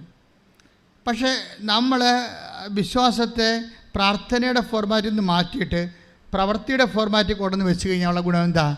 തോബിത്ത് 12:13 ഒന്നിന് വായിച്ച്, നീ മരിച്ചവരെ സംസ്കരിച്ചപ്പോൾ, പറഞ്ഞേ, നീ മരിച്ചവരെ സംസ്കരിച്ചപ്പോൾ ഞാൻ നിന്നോട് കൂടെ ഉണ്ടായിരുന്നെന്ന്. ഞാൻ നിന്നോട് കൂടെ ഉണ്ടായിരുന്നു. അപ്പോൾ അതായത് ഈ മനുഷ്യരെ മരിച്ചവരെ സംസ്കരിക്കാൻ പോയത് നമ്മൾ കഴിഞ്ഞ പ്രാവശ്യം കണ്ടാണ്. പെന്തക്കോസ്താ ദിവസം നല്ല വിഭവസമൃദ്ധമായ ഊണിൻ്റെ സമയത്താണ്.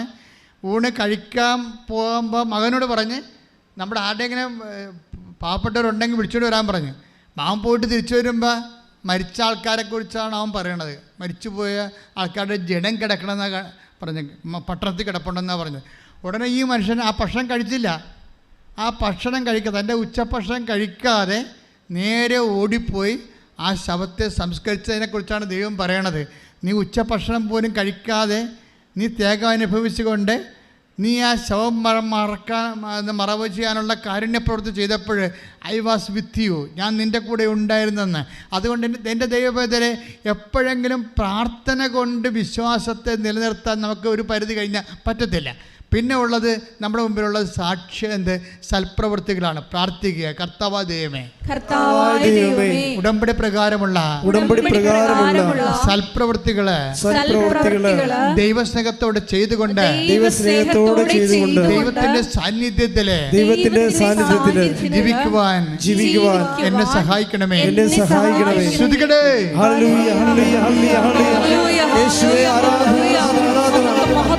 ഈ ഓമന ധർമ്മരാജൻ അങ്ങനെ ഒരു സാക്ഷി ഉണ്ടായിരുന്നു. ഓമന ധർമ്മരാജൻ, അതും തൃശ്ശൂരാണെന്ന് തോന്നണം. അവിടെ സാക്ഷി നിങ്ങൾ കേട്ട് കാണുമായിരിക്കും. ഭയങ്കര ഹൃദ്യമാണ്. ഇവർ രണ്ടുപേരും പ്രാർത്ഥനയുള്ളവരാണ്. ഓമനയും ധർമ്മജനും പ്രാർത്ഥനയുള്ളവരാണ്. ഈശോനും അമ്മയോടും അടുപ്പമുള്ളവരാണ്. അപ്പോൾ ഒരു ദിവസം ഒരു അബദ്ധം പറ്റി. ഒരു കൂട്ടുകമ്പനിക്ക് പോയി. ധർമ്മജൻ ഒരു കൂട്ടുകമ്പനിക്ക് പോയി വെച്ചാൽ ഈ ആൾക്കാർ കുപ്പിയൊക്കെ വെച്ചുകൊണ്ട് കൂടത്തില്ലേ. വൈകിട്ട് എന്താ പരിപാടി എന്ന് ചോദിക്കുമ്പോൾ കുപ്പിക്കൂട്ടം കാണിക്കില്ല. കുപ്പിക്കൂട്ടത്തിന് പോയി. അവൻ കുടിച്ചില്ല, പക്ഷേ കൂട്ടുകാരനൊരു കുപ്പി കൊടുത്തു വിട്ട്. ആ കൊടുത്തു വിട്ടത് ഈ ഓമനെ പറ്റിച്ച് ഈ മനുഷ്യൻ ഈ ഉടുപ്പിൻ്റെ അകത്ത് വെച്ച്, മുണ്ടിൻ്റെ അകത്ത് വെച്ച് നേരെ തൊഴുത്തിലങ്ങോട്ട് കൊണ്ട് ഒളിപ്പിച്ച് വെച്ച്, ആ ബ്രാൻഡി ഒളിപ്പിച്ച് വെച്ച്. പക്ഷേ ഇതോടുകൂടി ആ വീട്ടിൽ അലയുമ്പോൾ അങ്ങോട്ട് പോവുകയാണ്. ഓമനത് കണ്ടില്ല. പക്ഷെ ഇവൾക്ക് പെട്ടെന്ന് ഒരു ബോധക്കേടുണ്ടായി, ശ്വാസം മുട്ടലൊക്കെ ഉണ്ടായി. ഇവൾ നിലവിളിച്ച് നിലത്ത് വീണിട്ട് ഉടനെ ഇവൾ പറയും, മകളോട് പറയും, ഒരു പേന എടുക്ക്, ഒരു പേപ്പർ എടുക്കുക, വെളിവില്ലാതൊക്കെ പറയും, ഒരു പേന എടുക്ക്, ഒരു പേപ്പർ എടുക്കുക എന്നൊക്കെ പറയും. അപ്പോൾ അമ്മ നിലത്ത് കിടക്കുകയാണേ, ഉടനെ മകൾ ആ അമ്മ ചോദിച്ചതിന് വേണ്ടി മരുന്നെടുക്കാൻ ചോദിക്കണ പോലുള്ള ഒരവസ്ഥയാണ്. അത് കാരണം മകൾ കൊണ്ട് പേനയും പേപ്പറും കൊടുക്കും. എന്നിട്ട് നെഞ്ചത്ത് വെച്ച് ഇവളെന്തൊക്കെ കുത്തിക്കുറിക്കും. അവളുടെ ബോധം പോയി, റിലേ പോയിരിക്കുന്ന ആൾ കരഞ്ഞ് അവിടെ നിലത്ത് വീണ് ഉരുണ്ട് പല്ലാത്ത അവസ്ഥയായി. എന്നിട്ടിങ്ങനെ കുത്തിക്കുറിക്കും. ഉടനെ ഇവളുടെ ഭർത്താവ് ഇത് മേടിക്കുമ്പോൾ അതിനകത്ത് എഴുതി വെച്ചിരിക്കുന്നത് എൻ്റെ പിഴ, എൻ്റെ പിഴ, എൻ്റെ വലിയ പിഴ. അപ്പോൾ ഇത് വായിച്ചോട് ഈ മനുഷ്യൻ കിടന്ന് കാറ് നിലവിളിക്കും, എൻ്റെ പിഴ, എൻ്റെ പിഴ, എൻ്റെ വലിയ പിഴ. അതോടുകൂടി ആ മനുഷ്യൻ ഇപ്പം മാപ്പ് പറയും. എടി, ഇതാണ് വിഷയം. അതായത് പരിശുദ്ധാത്മാവിൻ്റെ പ്രവർത്തനം, നമ്മൾ ദൈവത്തിൻ്റെ കൂടെയാണ്, ഡിവൈൻ സോണിലാണെങ്കിലേ ദൈവം നമ്മൾ ആ കുടുംബത്തെ ദൈവം സംരക്ഷിക്കും.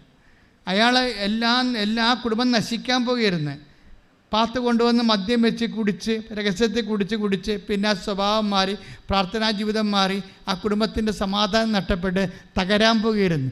അപ്പോഴുടനെ ആത്മാവിൽ പ്രവേശിച്ചിട്ട് ഇവൾക്കറിയത്തില്ല ഇവൾ എന്താണ് ഈ നെഞ്ചത്ത് വെച്ച് എഴുതിക്കൊണ്ടിരിക്കണമെന്ന്. പക്ഷെ വായിക്കുന്നവർക്കറിയാം എൻ്റെ പിഴ, എൻ്റെ പിഴ, എൻ്റെ വലിയ പിഴയാണ്. അതായത് പ്രാർത്ഥന എന്തുമാത്രം സംരക്ഷണമാണെന്ന് നമ്മൾ അറിയണം. പിന്നീട് ഓമനയുടെ ബാക്കി സാക്ഷ്യം, അതുകൊണ്ട് കുടുംബം രക്ഷപ്പെടുകയാണ്. അതല്ല, ഓമയുടെ ബാക്കി സാക്ഷ്യം കേൾക്കണം. ഓമൻ അവസാനം പറയുന്നൊരു കാര്യമാണ് എന്നെ സ്പർശിച്ചത്. കാര്യം, ഞാൻ എവിടെ പോയാലും ഒരു പൊതി ചോറെടുത്ത് എൻ്റെ ബാഗിൽ വെച്ചുകൊണ്ടാണ് പോകണമെന്ന്. ഞാൻ എവിടെ പോയാലും എന്തിനാണെന്നറിയാമോ? ആരെങ്കിലും രോഗികളെ എവിടെയെങ്കിലും വെച്ച് കണ്ടാൽ, ഇല്ലാത്തവരെ കണ്ടാൽ കൊടുക്കാൻ വേണ്ടിയാണെന്ന്. അതാണ് സൽപ്രവൃത്തി എന്ന് പറയണത്. ദൈവം നമ്മളെ വിട്ടുമാറത്തില്ല. നിൻ്റെ ഭർത്താവോ നീയോ നിൻ്റെ കുടുംബമോ നിൻ്റെ മക്കളോ നശിക്കാൻ ദൈവം അനുവദിക്കത്തില്ല. കൈയിട്ടിച്ച് കിടത്താൻ പരിശുദ്ധ പരമ ദിവ്യകാരുണ്യത്തിന്. അതായത് ഈ 2 കൊരിന്ത്യർ 8:16 എടുത്ത് 2 കൊരിന്ത്യർ 8:16 ശ്രദ്ധിക്കട്ടെ. ഹല്ലേലൂയ, ഹല്ലേലൂയ, ഹല്ലേലൂയ, ഹല്ലേലൂയ. യേശുവേ നന്ദി. ഹല്ലേലൂയ, ഹല്ലേലൂയ. 2 കൊരിന്തോസ് 8:16 നിങ്ങളെക്കുറിച്ച് ഇത്തരത്തിലുള്ള ആത്മാർത്ഥമായ താല്പര്യം തീത്തോസിന്റെ ഹൃദയത്തിൽ ഉദിപ്പിച്ച ദൈവത്തിന് ഞാൻ നന്ദി പറയുന്നു. ഒന്നിനു വായിച്ചാൽ നിങ്ങൾ മനസ്സിലായില്ലേ? അതായത് തീത്തോസ് എന്താ ചെയ്തിരിക്കണത്? തീത്തോസ് ആദ്യം മക്കെദോനിയ സഭയെ സഹായിച്ച ആളാണ്. അതുകൊണ്ടാണ് പൗലോസ് അപ്പോസ്തലൻ പറയണത്, തീത്തോസിലൂടെ തുടങ്ങി വെച്ച കാരുണ്യ പ്രവർത്തികൾ ദൈവം നിങ്ങളെ വിശ്വാസം പോലെ കാരുണ്യ പ്രവൃത്തിയിലും മികച്ചു നിൽക്കട്ടെ. നിങ്ങളുടെ സ്നേഹം യഥാർത്ഥമാണെന്ന്. അതായത് 2 കൊരിന്ത്യർ 8:7 എടുത്ത് ശ്രദ്ധിക്കട്ടെ. ഹല്ലേലൂയ, ഹല്ലേലൂയ, ഹല്ലേലൂയ, ഹല്ലേലൂയ. യേശുവേ നന്ദി. ഹല്ലേലൂയ, ഹല്ലേലൂയ. 2 കൊരിന്തോസ് 8:7 നിങ്ങൾ എല്ലാ കാര്യങ്ങളിലും വിശ്വാസത്തിലും പ്രഭാഷണത്തിലും വിജ്ഞാനത്തിലും സമ്പൂർണമായ ഉത്സാഹത്തിലും ഞങ്ങളോടുള്ള സ്നേഹത്തിലും മികച്ചു നിൽക്കുന്നത് പോലെ ഈ കാരുണ്യ പ്രവർത്തനങ്ങളിലും മികച്ചു നിൽക്കുവിൻ. അടുത്ത വരി, ഞാൻ നിങ്ങളോട് കൽപ്പിക്കുകയല്ല നിങ്ങളുടെ സ്നേഹം യഥാർത്ഥമാണെന്ന് മറ്റുള്ളവരുടെ ഉത്സാഹത്തിലൂടെ തെളിയിക്കുകയാണ്. അതായത് നമുക്ക് സ്നേഹം ഉണ്ടെന്ന് പറഞ്ഞൊരു കാര്യമില്ല, അത് യഥാർത്ഥമായിരിക്കണം. ഇപ്പം ഇവളെ സംബന്ധിച്ചത് എന്താണ്? അവൾക്ക് കാരുണ്യ പ്രവൃത്തി. ഇപ്പം ഞാൻ നിങ്ങളോട് പറയുന്നു, അതുകൊണ്ട് ഉടമ്പടിയല്ലേ. ഇനിയിപ്പോൾ രോഗികളെ പോയി കണ്ടില്ലെങ്കിൽ അയ്യൽട്ടിന് തോറ്റാൽ ഞാൻ എന്ത് ചെയ്യും? അതാണ് ആൾക്കാരുടെ ഇക്കണോമിക്ക്. അതാണ് ആൾക്കാർ സൽപ്രവൃത്തി ചെയ്യാതൊന്നും ഇരിക്കണില്ല. സൽപ്രവൃത്തിയൊക്കെ ചെയ്യുന്നുണ്ട്, രോഗികളൊക്കെ പോയി കാണുന്നുണ്ട്. ദൈവം ഇനി രോഗികളെ പോയി കണ്ടില്ലെങ്കിൽ, വിസ വന്നില്ലെങ്കിൽ എന്ത് ചെയ്യും? ഇതാണ് സാധാരണ പ്രശ്നം. അതായത് നിങ്ങളുടെ വിഷയമാണ്, അല്ല ദൈവത്തിൻ്റെ വിഷയമല്ല. സൽപ്രവർത്തികൾ ആൾക്കാർ ചെയ്യുന്നുണ്ട്, ഉടമ്പടി എടുക്കുന്നവരെല്ലാവരും സൽപ്രവൃത്തി ചെയ്യുന്നുണ്ട്. പക്ഷേ എന്തിനാണ്? അവിടെ വയറ്റിപ്പഴപ്പിന് വേണ്ടി ചെയ്യേണ്ടതാണ്. ഇതെങ്ങനെ ചെയ്തില്ലെങ്കിൽ, നമുക്ക് വിസ വന്നില്ലെങ്കിൽ എന്ത് ചെയ്യും? സ്ഥലം വിറ്റ് മാറില്ലെങ്കിൽ എന്ത് ചെയ്യും? അപ്പം നിങ്ങളുടെ സ്ഥാവരജംഗ വസ്തുക്കളെ അടിസ്ഥാനപ്പെടുത്തിക്കൊണ്ടാണ് ഈ സൽപ്രവൃത്തി ചെയ്യണത്. നോ, നിങ്ങളുടെ യഥാർത്ഥ ദൈവത്തിനോടുള്ള സ്നേഹമായിരിക്കണം. നിങ്ങൾ ദൈവത്തോടുള്ള സ്നേഹം കൊണ്ടാണ് ഇത് ചെയ്യുന്നതെങ്കിൽ, ഈ സൽപ്രവൃത്തികൾ ചെയ്യുന്നുണ്ടെങ്കിൽ, സ്വാഭാവിക സൽപ്രവൃത്തികൾ ചെയ്യുന്നത് പോലും നമ്മളുടെ സ്നേഹം യഥാർത്ഥമാണെന്ന്, അതായത് അത് പുറംപൂച്ചല്ല, മറിച്ച് എന്താണ്, തനി സ്വർണ്ണമാണ്, 916 ആണെന്ന് ബോധ്യപ്പെടുത്താൻ വേണ്ടിയാണ് നമ്മൾ ഈ ജോലി ചെയ്യണത്. സൽപ്രവൃത്തിയായാലും ശരി, കാരുണ്യപ്രവൃത്തിയായാലും ശരി, സുവിശേഷ വേലയായാലും ശരി, പത്രം കൊടുപ്പിലായാലും ശരി, വേദപ്രചാരമായാലും ശരി, അതിൻ്റെ പിന്നിലെല്ലാം ഒരു യഥാർത്ഥ സ്നേഹത്തിൻ്റെ ശക്തിയുണ്ട്. അപ്പം യഥാർത്ഥ സ്നേഹത്തിന് ഒരു ശക്തിയുണ്ട്. ആ ശക്തിയാണ് സൽപ്രവൃത്തികളിലും കാരുണ്യപ്രവൃത്തികളിലും വെളിവാക്കുന്നത്. പ്രാർത്ഥിക്കുക, കർത്താവായ ദൈവമേ, അങ്ങയോടുള്ള യഥാർത്ഥ സ്നേഹത്തിന്റെ ശക്തി എൻ്റെ കാരുണ്യ പ്രവൃത്തികളിലും കൃപാവര പ്രവർത്തനങ്ങളിലും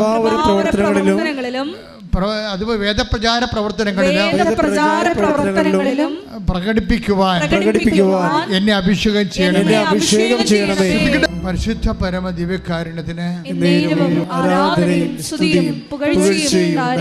അതുകൊണ്ട് വിശ്വാസത്തിൽ വീണു പോകാതിരിക്കാൻ ഞാൻ നിങ്ങളോട് എന്താ പറഞ്ഞത്? വിശ്വാസത്തിനൊരു കൊഴുപ്പുണ്ട്. എന്താണ് അത്? ഓരോ ആഴ്ചയിൽ വളർന്നാൽ അടുത്ത ആഴ്ച തളരും.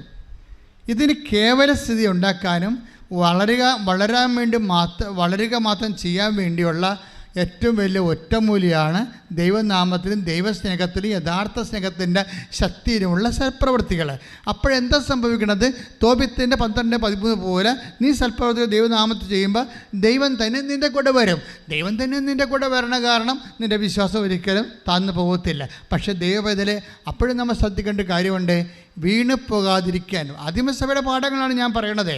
അതായത് ഇപ്പോൾ 2 പത്രോസ്, ദാറ്റ് മീൻസ് 2 പത്രോസ് 1:10 എടുത്ത് ശ്രുതികട ഹല്ലേലൂയ. 2 പത്രോസ് 1:10. ആകയാൽ സഹോദരങ്ങളെ നിങ്ങളുടെ വിളിയും തിരഞ്ഞെടുപ്പും ഉറപ്പിക്കുന്നതിൽ കൂടുതൽ ഉത്സാഹമുള്ളവരായിരിക്കുവിൻ. ഇങ്ങനെ ചെയ്താൽ ഒരിക്കലും നിങ്ങൾ വീണു പോവുകയില്ല. അപ്പൊ നിങ്ങളുടെ വിളിയും തിരഞ്ഞെടുപ്പും ഉറപ്പിക്കാൻ വേണ്ടി ഇതുപോലെ സൽപ്രവർത്തികളിലൂടെയും അതുപോലെ തന്നെ കൃപാവര പ്രവർത്തനങ്ങളിലൂടെയും വേദപ്രചാര പ്രവർത്തനങ്ങളിലൂടെയും ദൈവസംഘത്തിൻ്റെ യഥാർത്ഥ പ്രവർത്തികളിലൂടെ പോയാൽ ഒരിക്കലും നിങ്ങൾ വീണു പോകത്തില്ല. വിശ്വാസം വീണു പോകാൻ സാധ്യതയുള്ള സംഭവമാണെന്ന് ഞാൻ പറഞ്ഞില്ലേ? അങ്ങനെ വീണുപോയൊരു കക്ഷിയുണ്ട്. ആരാണത്? സ്നാപയോഹന്നാൻ. സ്നാപയോഹന്നാൻ വീണെങ്കിൽ പിന്നെ നമ്മൾ വീഴത്തില്ലേ? സ്നാപയോഹന്നാൻ വീണു പോയില്ലേ? എന്താണ് വീണു പോകാൻ കാര്യം? എന്താ പറയണത്? വരാതിരിക്കുന്ന take the word of God, വരാതിരിക്കുന്ന നീ തന്നെയോ. അതായത് 7:19, ലുക്ക 7:19. ഹല്ലേലൂയ ഹല്ലേലൂയ ഹല്ലേലൂയ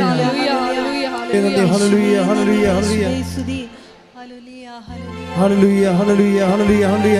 യേശുവേ ആരാധന ആരാധന ആരാധന ആരാധന ആരാധന. ഹല്ലേലൂയ ഹല്ലേലൂയ ഹല്ലേലൂയ. യേശുവേ 7:19. വരാനിരിക്കുന്നവൻ നീ തന്നെയോ അതോ ഞങ്ങൾ വേറൊരുവനെ കാത്തിരിക്കണമോ എന്ന് കർത്താവിനോട് ചോദിക്കാൻ പറഞ്ഞയച്ചു. സ്നാപയോഹന്നാൻ്റെ വിശ്വാസത്തിൽ വീഴ്ച വന്ന കണ്ടില്ലേ? ഞാനിത് ഇടയ്ക്കിടയ്ക്ക് നിങ്ങളോട് പറയാറുണ്ട് ഈ ഭാഗം. ഇന്ന് പറയാൻ ഉദ്ദേശിക്കുന്നത് അതല്ല. സ്നാപയോഹന്നാൻ ഒരു കാലത്ത് കർത്താവിനെ ദൈവത്തിൻ്റെ കുഞ്ഞാടെന്ന് പറഞ്ഞ് ശിഷ്യന്മാരെ പഠിപ്പിച്ചിട്ട് ആ പഠനം കേട്ട് ബോധ്യപ്പെട്ട് സ്നാപയോഹന്നാൻ്റെ ശിഷ്യന്മാർ യേശുവിൻ്റെ ശിഷ്യന്മാരായിട്ടുണ്ട്. യാക്കോബും യോഹന്നാനും. അത്രയും ഒരു കാലത്ത് വിശ്വാസത്തിൽ വളർന്നിരുന്നൊരു മനുഷ്യൻ ജയിലിൽ കിടന്നപ്പോൾ പിന്നെ വിശ്വാസം പോയി. അതാ വരാതിരിക്കുന്നവൻ നീ തന്നെയോ ഞങ്ങൾ വേറെ ആരെങ്കിലും പ്രതീക്ഷിക്കണമോ എന്ന് ചോദിച്ചു. അപ്പോഴും യേശുവിന് വേണമെങ്കിൽ സ്നാപയോഹന്നാനോട് പറയാമായിരുന്നു, നീ എന്തിനാ, നിനക്ക് ബൈബിൾ അറിയാമല്ലോ, ബൈബിൾ എടുത്ത് വായിച്ചാൽ പോരെ, ഞാൻ തന്നെയാണ് വരാതിരിക്കണമെന്ന് എന്ന് ചിന്തിച്ചിരിക്കുക. അല്ലേ? അച്ഛൻ പറഞ്ഞാൽ മനസ്സിലായി നിങ്ങൾക്ക്? സ്നാപയോഹന്നാൻ വന്ന് യേശുവിനോട് യേശുവിൻ്റെ അടുത്ത് വിട്ടിരിക്കുകയാണ്. എന്താണ്? വരാതിരിക്കണവൻ നീ തന്നെയാണോ അതോ വേറെ ആൾക്കാരെ ഞങ്ങളെ പ്രതീക്ഷിക്കണോ? അപ്പോൾ യേശുവിന് പറയാമല്ലോ, നിയമത്തിൽ എന്താണ് എഴുതിയിരിക്കണത്, നീ എടുത്ത് വായിച്ചു നോക്കിയേ, നിനക്ക് വചനം അറിയാൻ പാടില്ലേ എന്ന് പറയാം. പക്ഷേ വചനം ചില സമയത്ത് അവിശ്വാസികളുടെ മുമ്പിൽ വില പോകത്തില്ല. വചനത്തിന് അങ്ങനെ കുഴപ്പമുണ്ട്. വചനം അവിശ്വാസികളുടെ മുമ്പിൽ വചനം വിലപ്പോകുമായിരുന്നെങ്കിൽ തീർച്ചയായിട്ടും യേശു പറഞ്ഞേനം വചനം എടുത്ത് വായിക്കണമെന്ന് പറഞ്ഞേനം, പറഞ്ഞില്ല. പറഞ്ഞിട്ട് എന്താ പറഞ്ഞത്? അവിശ്വാസിയുടെ മുമ്പിൽ വചനം വിലപ്പോകത്തില്ലെങ്കിൽ പിന്നെ അടയാളം മാത്രമേ വിലപ്പോകത്തുള്ളൂ എന്ന് ഈശ്വരനും അറിയാം. അതുകൊണ്ട് യോഹന്നാൻ എന്ന സംശയരോഗിയോട് പറഞ്ഞു, സംശയമുള്ളവനോട് കർത്താവ് എന്താ പറഞ്ഞിരിക്കണത്? നീ വചനമൊന്നും വായിക്കണ്ട, വായിച്ചിട്ട് കാര്യമില്ലെന്ന് എനിക്കറിയാം, പക്ഷെ നിനക്ക് കാര്യം ഉണ്ടാകണം. നിങ്ങൾ കാണുന്നത്, നിങ്ങൾ കേൾക്കുന്നത് പോയി യോഹന്നാനെ അറിയിക്കുക. അന്തർ കാണുന്നു, ചെകിടർ കേൾക്കുന്നു, ഊമ സംസാരിക്കുന്നു, ദരിദ്രരോട് സുവിശേഷം പ്രസംഗിക്കുന്നു. എന്നിൽ ഇടർച്ച വരാത്തവൻ ഭാഗ്യവാനെന്ന് പറയുമ്പോൾ എൻ്റെ ദൈവവേദലെ സംശയമുള്ളവർക്ക്, വചനം അറിയാത്തവർക്ക്, ദൈവമായിട്ട് ഇടപാടില്ലാത്തവർക്ക് ഏറ്റവും വലിയ ബൈബിൾ എന്ന് പറയുന്നത് മനുഷ്യരുടെ ഇടയിൽ ദൈവം കാണിക്കുന്ന അത്ഭുതങ്ങളും അടയാളങ്ങളുമാണെങ്കിൽ അത് തന്നെയാണ് അതിൻ്റെ സുവിശേഷം. ശ്രദ്ധിക്കട്ടെ.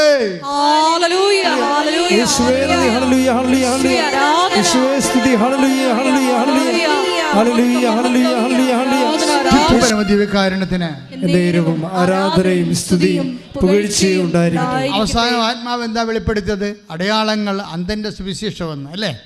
ഞാനും പോലും അറിയാതെ പറഞ്ഞതാണ്. സത്യം പറഞ്ഞാൽ വിശ്വാസം നഷ്ടപ്പെട്ടവരുടെ മുമ്പിൽ പിന്നെ ബൈബിള് അല്ല വെളിച്ചം നൽകണത്. സംശയം വന്നുപോയവരുടെ മുമ്പിൽ പിന്നെ ബൈബിളല്ല വെളിച്ചം നൽകണത്. പിന്നെ ആരാണ്? അടയാളങ്ങളാണ്. അതാണ് ഈശോ പറഞ്ഞത്. യോഹന്നാൻ ഒരു കാലത്ത് വിശ്വാസം ഉണ്ടായിരുന്നവനാണ്, ഇന്നവന് വിശ്വാസമില്ല. ഇനി അവന് വിശ്വാസമുണ്ടാക്കാൻ അടയാളങ്ങൾക്ക് മാത്രമേ പറ്റത്തുള്ളൂ. അതുകൊണ്ട് നിങ്ങൾ കാണുന്നതും കേൾക്കുന്നതും പോയി ശ്രദ്ധിക്കട്ടെ. ലൂക്കാ 7:22 അവൻ പറഞ്ഞു നിങ്ങൾ കാണുകയും കേൾക്കുകയും ചെയ്തതെല്ലാം ചെന്ന് യോഹന്നാനെ അറിയിക്കുക. കുരുടന്മാർ കാണുന്നു, മുടന്തന്മാർ നടക്കുന്നു, കുഷ്ഠരോഗികൾ സുഖപ്പെടുന്നു, ചെകിടർ കേൾക്കുന്നു, മരിച്ചവർ ഉയർപ്പിക്കപ്പെടുന്നു, ദരിദ്രരോട് സുവിശേഷം പ്രസംഗിക്കപ്പെടുന്നു. ഇപ്പൊ സാക്ഷ്യത്തിന്റെ പ്രധാനം മനസ്സിലായില്ലേ? സാക്ഷ്യമാണ് സുവിശേഷത്തിന്റെ അപ്പുറത്തെ സുവിശേഷം. സാക്ഷ്യമാണ് അന്തൻ്റെ സുവിശേഷം എന്ന് പറഞ്ഞാൽ എന്താ കാര്യം? ഒരു ടൈം കഴിഞ്ഞാൽ പിന്നെ ബൈബിൾ അറിയാത്തവർക്ക്, ബൈബിൾ ഇല്ലാത്തവർക്ക്, ബൈബിളിൽ വിശ്വസിക്കാത്തവർക്ക്, യേശുവിൽ വിശ്വസിക്കാത്തവർക്ക് പിന്നെ ഉള്ള പിടിവള്ളി എന്താണ്? സാക്ഷ്യമാണ്, അടയാളങ്ങളാണ്, കാണുന്നതും കേൾക്കുന്നതുമാണ്.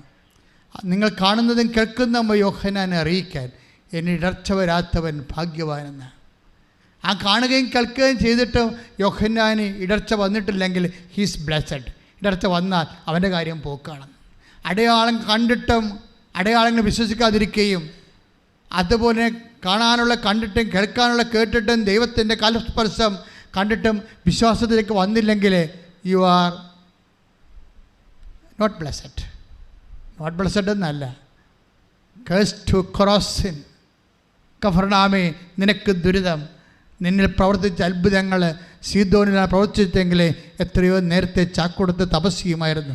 എന്നാൽ നിൻ്റെ ലോകാവസാനത്തിൽ നിൻ്റെ സ്ഥിതി സോദോമിനേക്കാളും മോശമായിരിക്കും. തീയും ഗന്ധകവും ഇറക്കി നശിപ്പിച്ച് കളഞ്ഞ സോദോമിനേക്കാളും മോശമായിരിക്കും അടയാളം കണ്ടിട്ടും വിശ്വസിക്കാത്ത അവിശ്വാസിയുടെ സ്ഥിതി എന്ന് ബൈബിൾ താക്കീത് കൊടുക്കുന്നത് യേശുവിൻ്റെ വാക്കുകളിലാണ്. Take the word of God. ശ്രദ്ധിക്കട്ടെ. ഹല്ലേലൂയ. ലൂക്കാ 10:13-14. ലൂക്കാ 10:13-14. കൊറാസിൻ നിനക്ക് ദുരിതം, ബെത്സൈദ നിനക്ക് ദുരിതം. നിങ്ങളിൽ നടന്ന അത്ഭുതങ്ങൾ ടയറിലും സീദോനിലും നടന്നിരുന്നെങ്കിൽ അവിടുത്തെ ജനങ്ങൾ ചാക്കൊടുത്തും ചാരം പൂശിയും പണ്ടേ തന്നെ പശ്ചാത്തപിക്കുമായിരുന്നു. ആകയാൽ വിധി ദിനത്തിൽ ടയറിന്റെയും സീദോന്റെയും സ്ഥിതി നിങ്ങളുടേതിനേക്കാൾ സഹനീയമായിരിക്കും. ഇത് വചനം നൽകണത് അനുദപിക്കാൻ വേണ്ടിയാണ്. നമുക്ക് മനസ്സിലായി. അവസാനം ഈശോ എന്നാ പറയണത്? അതായത് അടയാളങ്ങൾ നൽകുന്നത് അനുദപിക്കാൻ വേണ്ടിയാണ്. പ്രത്യേകിച്ച് കർത്താവിനെ അറിയാത്തവർ അറിയാനും അറിഞ്ഞവർ ആഴപ്പെടാനും വേണ്ടി പ്രാർത്ഥിക്കുക. കർത്താവ് ദൈവമേ, കർത്താവായ ദൈവമേ, എന്നെ അങ്ങയുടെ അടയാളമാക്കണമേ. എന്നെ അങ്ങയുടെ അടയാളമാക്കണമേ. എനിക്ക് ലഭിക്കുന്ന അടയാളങ്ങളിലൂടെ എനിക്ക് ലഭിക്കുന്ന അടയാളങ്ങളിലൂടെ അനേകരെ അങ്ങയിലേക്ക് ആകർഷിക്കുവാൻ, അനേകരെ അങ്ങയിലേക്ക് ആകർഷിക്കുവാൻ, അനുതാപത്തിലും ആത്മാഭിഷേകത്തിലും സത്യത്തിന്റെ സുവിശേഷത്തിന്റെ സാക്ഷിയായി ജീവിക്കാൻ സത്യത്തിന്റെ സുവിശേഷത്തിന്റെ സാക്ഷിയായി ജീവിക്കുവാൻ എന്നെ അഭിഷേകം ചെയ്യണം. എന്നെ അഭിഷേകം ചെയ്യണം. ശ്രദ്ധിക്കട്ടെ. ഹല്ലേലൂയ ഹല്ലേലൂയ ഹല്ലേലൂയ ഹല്ലേലൂയ. യേശുവേ നന്ദി. ഹല്ലേലൂയ ഹല്ലേലൂയ. എഴുന്നേൽക്ക്. രോഗസൗഖ്യ പ്രാർത്ഥനയുടെ സമയമാണ്. നിങ്ങൾ ഉടമ്പടി വെച്ചിരിക്കുന്ന എല്ലാ വിഷയങ്ങളുടെ പേരും ദൈവം സന്ദർശിക്കുന്ന സമയമാണ്. സന്തോഷത്തോടെ എഴുന്നേൽക്കുക. ഓൺലൈനിലുള്ള ഒരു ജാഗ്രത പുലർത്തുക. ടി വിയിലൊക്കെ വെച്ചിരിക്കുന്നവരെ മൊബൈൽ ടി വിയോട് ഘടിപ്പിച്ചുകൊണ്ട് ഈ ധ്യാനം കൂടുന്നവർ ഇപ്പോഴും മുട്ടേ നിൽക്കേണ്ടതാണ്. ഓൺലൈനിൽ മുട്ടേ നിൽക്കുക. ഓൺലൈനിലുള്ളവരെ ഇപ്പോഴും മുട്ടേ നിൽക്കേണ്ടതാണ്. ടി വിയിലുള്ളത് യഥാർത്ഥമായ ദൈവത്തിൻ്റെ ചൈതന്യമാണ് നിന്നിലേക്ക് കടന്നു വരാനും നിങ്ങളുടെ കിടപ്പ് രോഗികളെ, നിൻ്റെ കുടുംബത്തെ സന്ദർശിക്കാൻ പോകുന്ന സമയമാണ് കർത്താവ് ദൈവത്തെ നിൻ്റെ കുടുംബത്തെ സന്ദർശിക്കാൻ പോകുന്ന നിൻ്റെ കിടപ്പ് രോഗികളെയും നിൻ്റെ കയ്യിലുള്ള പ്രമാണങ്ങളൊക്കെ എടുക്കുക. വിൽക്കാത്ത പുരയിടത്തിൻ്റെ പ്രമാണങ്ങൾ, ടി വിയിൽ ഈ സംഭവം കാണുന്നവരെ, ശുശ്രൂഷ കൂടുന്നവരെ, അവർക്ക് എന്താണ് ഉടമ്പടി വെച്ചിരിക്കുന്നത്, ആ ഉടമ്പടി വെച്ചതിൻ്റെ വസ്തുക്കൾ കൊണ്ടുവന്ന് നിങ്ങൾ ഈ സമയത്ത് മുട്ടേ നിന്നുകൊണ്ട് കണ്ണീരോടെ പ്രാർത്ഥിക്കുക. കർത്താവ് നിങ്ങളെ സന്ദർശിക്കാൻ പോകുന്നു. കർത്താവ് തൻ്റെ വിശ്വാസി സന്ദർശിക്കാൻ പോകുന്നു. കർത്താവ് തൻ്റെ വിശുദ്ധമായ രക്തത്തെ വീണ്ടെടുക്കപ്പെട്ട തൻ്റെ മകനെ, തൻ്റെ മകളെ വിശ്വസിക്കാൻ പോകുന്നു. കർത്താവെ, ഇവ കല്യാണം മുടങ്ങിപ്പോയ മക്കളെ, അതുപോലെ തന്നെ രോഗാതുരമായ മക്കളെ, അതെല്ലാം ഈ സമയത്ത് ആരാധന എതിലൂടെയാണ് നിങ്ങൾക്ക് ലഭിക്കുന്നത്. അവിടെ തൊട്ടുകൊണ്ട് നീ അതിശക്തമായി വിശ്വാസ പ്രമാണത്തോടെ ശക്തമായി സ്തുതിച്ചിട്ട് അടിപ്പട പോലെ വൈദാഘാതം പോലെ ദൈവിക സത്യം നിന്നേക്ക് ആവശ്യിക്കുന്ന ദൈവികമായ നിമിഷങ്ങൾക്ക് വേണ്ടി സ്തുതിക്കട്ടെ. ഭാഷാവർത്തം സ്തുതിക്കട്ടെ, ശക്തമായി സ്തുതിക്കട്ടെ. ദൈവത്തിൻ്റെ കരുണയ്ക്ക് വേണ്ടി സ്തുതിക്കട്ടെ. കർത്താവേ, നിന്റെ ഉന്നതമായ നാമത്തിന് സ്തുതിക്കുന്നു. കർത്താവേ, നിന്റെ വിശുദ്ധ പൗരോഹിത്യത്തെ അങ്ങ് മഹത്വപ്പെടുത്തുന്ന കർത്താവേ, സഭയിലുള്ള സാന്നിധ്യത്തെ പ്രകടമാക്കണമേ. കർത്താവേ, 36 വർഷം അടുപ്പിച്ച കൃപാരുടെ യോഗ്യതയാൽ കൃപാസാൽത്താരയിൽ ജീവനോടെ പ്രത്യക്ഷപ്പെട്ട മാതാവിന്റെ മധ്യസ്ഥതയിൽ ഇവിടെ നടന്ന 10,000 ആരാധ്യ ശക്തികൾ, മാരക രോഗങ്ങള്, തീരാവേദികള്, ജീവദുരിതങ്ങള് യേശുനാമത്തില് മാറിപ്പോകട്ടെ. ഹല്ലേലൂയ ഹല്ലേലൂയ ഹല്ലേലൂയ. യേശുവേ നന്ദി. ഹല്ലേലൂയ ഹല്ലേലൂയ. ആരാധന. ഹല്ലേലൂയ. യേശുവേ നിങ്ങൾക്ക് വേണ്ടി അച്ഛൻ പ്രാർത്ഥിക്കുമ്പോഴേ ജീവിക്കുന്നതായ ദൈവത്തിൻ്റെ മുമ്പിൽ ജീവനോടെ പ്രത്യക്ഷപ്പെട്ട അമ്മയുടെ മുമ്പിൽ നിന്നുകൊണ്ട് ഞാൻ പ്രാർത്ഥിക്കുമ്പോൾ എൻ്റെ മനസ്സ് പരിശുദ്ധാത്മ നൽകുന്ന അഭിഷേകം എന്താണെന്നറിയാവോ? ഈ ജനം ഇനി കരയത്തില്ലെന്നാണ്. ഈ ജനം ഇനി കരയത്തില്ല എന്ന് പറഞ്ഞു കഴിഞ്ഞാൽ അതിൻ്റെ അർത്ഥം അതൊരു വാഗ്ദാനമാണ്. ഈ ജനത്തിൻ്റെ കരച്ചിൽ, അവിടെ നിന്ന് അവരുടെ കണ്ണിൽ നിന്ന് കണ്ണീരെല്ലാം തുടച്ചു മാറ്റുമെന്ന് പറഞ്ഞ ദൈവത്തിൻ്റെ വാഗ്ദാനമാണെങ്കിൽ നീ മകളെക്കുറിച്ചോ മകനെക്കുറിച്ചോ ലഹരി പാനീയങ്ങളെക്കുറിച്ചോ അതുപോലെ തന്നെ മാരക രോഗങ്ങളെക്കുറിച്ചോ എൻ്റെ മക്കൾ കരയുന്നുണ്ടെങ്കിൽ, സാമ്പത്തിക തകർച്ചയെക്കുറിച്ചോ ജീവിത തകർച്ചയെക്കുറിച്ചോ നിങ്ങൾക്ക് അറിയുന്നുണ്ടെങ്കിൽ നിൻ്റെ ദൈവം അവർ കണ്ണുനീരോടെയാണ് വരണത്. 31:9 പ്രാർത്ഥിക്കുന്നു, ഞാൻ അവരെ ആശ്വസിപ്പിച്ച് നയിക്കുമെന്ന് പറഞ്ഞത് കർത്താവിൻ്റെ വാഗ്ദാനമാണെങ്കിൽ ആ വാഗ്ദാനം പരിശുദ്ധ അമ്മയുടെ ജീവനോടെ പ്രത്യക്ഷപ്പെട്ട പരിശുദ്ധ അമ്മയുടെ മാധ്യസ്ഥത്തിലാണ് ആ വാഗ്ദാനം ഈശോ നിറവേറ്റപ്പെടെങ്കിൽ അടയാളങ്ങളുടെ അത്ഭുതങ്ങളുടെ കണ്ണുനീര്, ജനത്തിൻ്റെ കണ്ണുനീര്, ലോകത്തിൻ്റെ കണ്ണുനീര്, ജീവിത തകർച്ചയുടെ കണ്ണുനീര്, ജീവിത കുടുംബ തകർച്ചയുടെ കണ്ണുനീര് യേശു നാമത്തിൽ ഈ നിമിഷം പറ്റി മാറട്ടെ. കണ്ണുകൾ അടച്ചുകൊണ്ട് അച്ഛന് വേണ്ടി പ്രാർത്ഥിച്ചുകൊണ്ടിരിക്കുക. നമ്മൾ പ്രാർത്ഥിക്കാൻ പോകുന്ന വിഷയങ്ങളെല്ലാം ഈശോയ്ക്ക് നമ്മളെ സമർപ്പിക്കുകയാണ്. അകന്നുപോയ ഭാര്യാഭർത്തകന്മാർ, അന്താളിച്ച് നിൽക്കുന്ന കുഞ്ഞുങ്ങൾ, വൈരാഗ്യം കൊണ്ട് മനസ്സ് മൂടിപ്പോയവർ, വശ്യവും വൈരാഗ്യം കൊണ്ട് പരസ്പരം ഉപദ്രവിക്കണമെന്ന് ചിന്തിച്ചുകൊണ്ടിരിക്കുന്നവർ, അവരെല്ലാം അൾത്താരയിൽ സമർപ്പിക്കുന്നു. ഒരു ഗതിയും പരഗതിയുമില്ലാതെ ഒരു മനുഷ്യൻ്റെ മുമ്പിൽ കൈനീട്ടാൻ ആളില്ലാത്ത, അവശേഷിക്കാത്ത, വല്ലാത്ത വേദന അനുഭവിക്കുന്നവരെ, വിവാഹം ഒത്തുവരാത്തവരെ, 10, 30, 31 വയസ്സായവർ, 41 വയസ്സായവർ, 41 വയസ്സ് കഴിഞ്ഞിട്ടും പിന്നെ ജോലി കിട്ടാതെ നിൽക്കുന്നവർ, സ്ഥലമില്ലാത്തവർ, വീടില്ലാത്തവർ, വീടും വഴിയുമില്ലാത്തവർ, ഇങ്ങനെ വ്യത്യസ്തമായ ജീവിത മേഖലകളിൽ ഓരോ ജോലി ചെയ്യുന്ന ഇടങ്ങളിലെല്ലാം പലതരത്തിലുള്ള പ്രഷറുകൾ, ജോലി നഷ്ടപ്പെടുത്തി കളയാൻ പറ്റുന്നുള്ള വൈശാചികമായുള്ള ഗൂഢാലോചനകൾ നടക്കുന്ന ഇടങ്ങൾ എല്ലാം നീ കർത്താവിൻ്റെ തിരുസന്നിധി കണ്ണുനീരോടെ സമർപ്പിക്കുക. ദൈവ പൈതലേ, ഇപ്പോഴും നിൻ്റെ വീട്ടിൽ തന്നെ നിനക്ക് സമാധാനമില്ല. അവിടെ എല്ലാം ഗ്രൂപ്പിസമാണ്. പലതരത്തിലുള്ള ഗ്രൂപ്പുകൾ കൂടിക്കൊണ്ട് നിന്നെ എങ്ങനെ തകർക്കാം, ഒതുക്കാം, നിന്നെ എങ്ങനെ തട്ടിപ്പുറത്ത് കളയാമെന്ന് ചിന്തിച്ചുകൊണ്ട്, അതുപോലെ തന്നെ ഭാഗോടമ്പടി നടക്കാത്ത ഭവനങ്ങൾ, സ്ഥലം വിറ്റുമാറാത്ത കുടുംബങ്ങൾ, അതുപോലെ തന്നെ അങ്ങോട്ടും കൊടുക്കാത്ത കുടുംബങ്ങൾ, ഓരോരുത്തർക്കും കൊടുക്കേണ്ടത് വിധിച്ച് കൊടുക്കാത്ത കുടുംബങ്ങൾ, പലതരത്തിലും മക്കളെ പഠിപ്പിക്കാൻ നിവൃത്തിയില്ലാത്ത കുടുംബങ്ങൾ, അതിൻ്റെ പേരിൽ കലഹങ്ങൾ, ഭിന്നതകൾ, മക്കൾ മാതാപിതാക്കളെ എതിർക്കുകയും അവരിൽ നിന്ന് അകന്നു പോവുകയും അവരെ ശപിക്കുകയും അങ്ങനെ പലതരത്തിൽ എന്തിനു ജീവിക്കണമെന്ന് അറിയാൻ പാടില്ലാതെ ആകപ്പാട് കെട്ടി നട്ടം തിരിയുന്ന യുവാക്കന്മാർ, യുവതികൾ, അതുപോലെ തന്നെ മറ്റുള്ളവരെല്ലാം രക്ഷപ്പെടുമ്പോൾ തനിക്ക് രക്ഷയില്ലെന്ന് വിചാരിച്ചുകൊണ്ട് ചത്തുകളയാമെന്ന് ചിന്തിക്കുന്ന നിരാശപ്പെട്ട മനുഷ്യരെ, ആ മനുഷ്യരുടെ മേലെല്ലാം കർത്താവിൻ്റെ കൃപ ചൊരിയാൻ വേണ്ടി ഈ നിമിഷം പരിശുദ്ധമ്മ ജീവനോടെ വന്ന് അവർക്ക് വീഞ്ഞില്ല എന്ന് പറഞ്ഞുകൊണ്ട് കർത്താവിനെ കളത്തിലിറക്കിയതാണ് അമ്മ. ഈ കലിയുഗത്ത് കാണിക്കുന്ന ഈ ലോകത്ത് മനുഷ്യൻ അനുഭവിക്കുന്ന ഓരോ വേദനയും അത് ഏത് തരത്തിലുള്ള വേദനയായാലും, ഏത് തരത്തിലുള്ള രോഗങ്ങളായാലും, ഏത് തരത്തിലുള്ള മനപ്രയാസമായാലും അതെല്ലാം യേശു ക്രിസ്തുവിന് അവിടെയെല്ലാം പരമപിതാവ് അത് യേശു ഏറ്റെടുക്കണമെന്ന് പിതാവ് ആഗ്രഹിക്കുന്നുണ്ട്. മനസ്സിലാക്കിയ മറിയമ്മ അമ്മയാണ് കാനായിലെ കല്യാണത്തിന് കുടുംബത്തിന് വീഞ്ഞില്ലെന്ന് പറഞ്ഞുകൊണ്ട് യേശു ക്രിസ്തുവിനെ നിർബന്ധിക്കുന്നതെങ്കിൽ ആ അമ്മ തന്നെയാണ് ഇപ്പോഴേ നിൻ്റെ ജീവിതത്തിൽ നിൻ്റെ ഇല്ലായ്മകളുടെ മേൽ അമ്മ യേശുവിനെ നിർബന്ധിച്ചുകൊണ്ടിരിക്കുകയാണ്. ഈ നിമിഷങ്ങളിൽ ഓ ദൈവമേ, കാനായിലെ കല്യാണത്തിൽ എന്നതുപോലെ ആ യേശുവിടെ പ്രത്യക്ഷനാണ്, അമ്മയുടെ പ്രത്യക്ഷനാണ്. നിൻ്റെ ജീവിത വ്യവഹാരം, നിൻ്റെ ഇല്ലായ്മകൾ, വല്ലായ്മകൾ എല്ലാം അമ്മ ഇപ്പോൾ യേശുവിനോട് പറഞ്ഞുകൊണ്ടിരിക്കുകയാണ്. ഈ പറത്തിൽ യേശു നിന്റെ ജീവിതത്തെ ഏറ്റെടുത്തുകൊണ്ടിരിക്കുകയാണ്. യേശുവിൻ്റെ ഉന്നതമായ നാമത്തിൽ നിന്റെ സർവ്വവിധ വേദനകളെ യേശു ഏറ്റെടുത്തുകൊണ്ട് ഈ കുടുംബത്തിന്, നിങ്ങൾ ഏത് കുടുംബത്തിൽ ചെന്നാലും അവിടെ സമാധാനം ആശംസിക്കാനുള്ള ചെയ്ത കർത്താവിൻ്റെ സമാധാനത്തിൻ്റെ കൈകൾ നിന്റെ ജീവിതത്തിന്മേൽ ഉയരട്ടെ. സമാധാനം നിന്നോട് കൂടെ ശ്രദ്ധിക്കട്ടെ.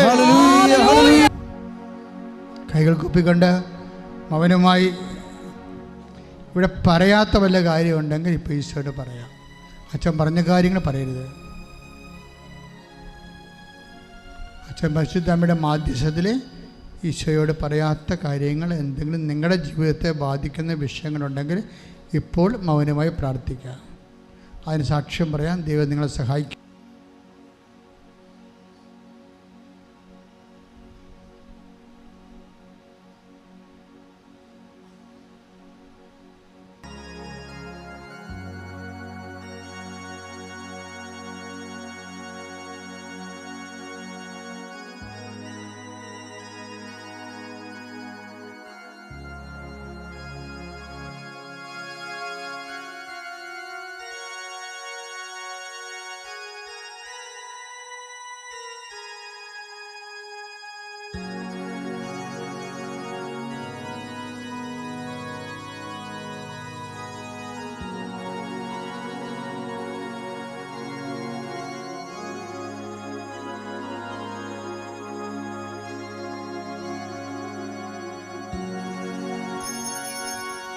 പരിശുദ്ധ പരമമാ ദിവ്യകാരുണ്യമേ, എന്നുമെന്നും അങ്ങേക്ക് ആരാധന. പരിശുദ്ധ പരമമാ ദിവ്യകാരുണ്യമേ, എന്നുമെന്നും അങ്ങേക്ക് ആരാധന. പരിശുദ്ധ പരമമാ ദിവ്യകാരുണ്യമേ, എന്നും അങ്ങേക്ക് ആരാധന.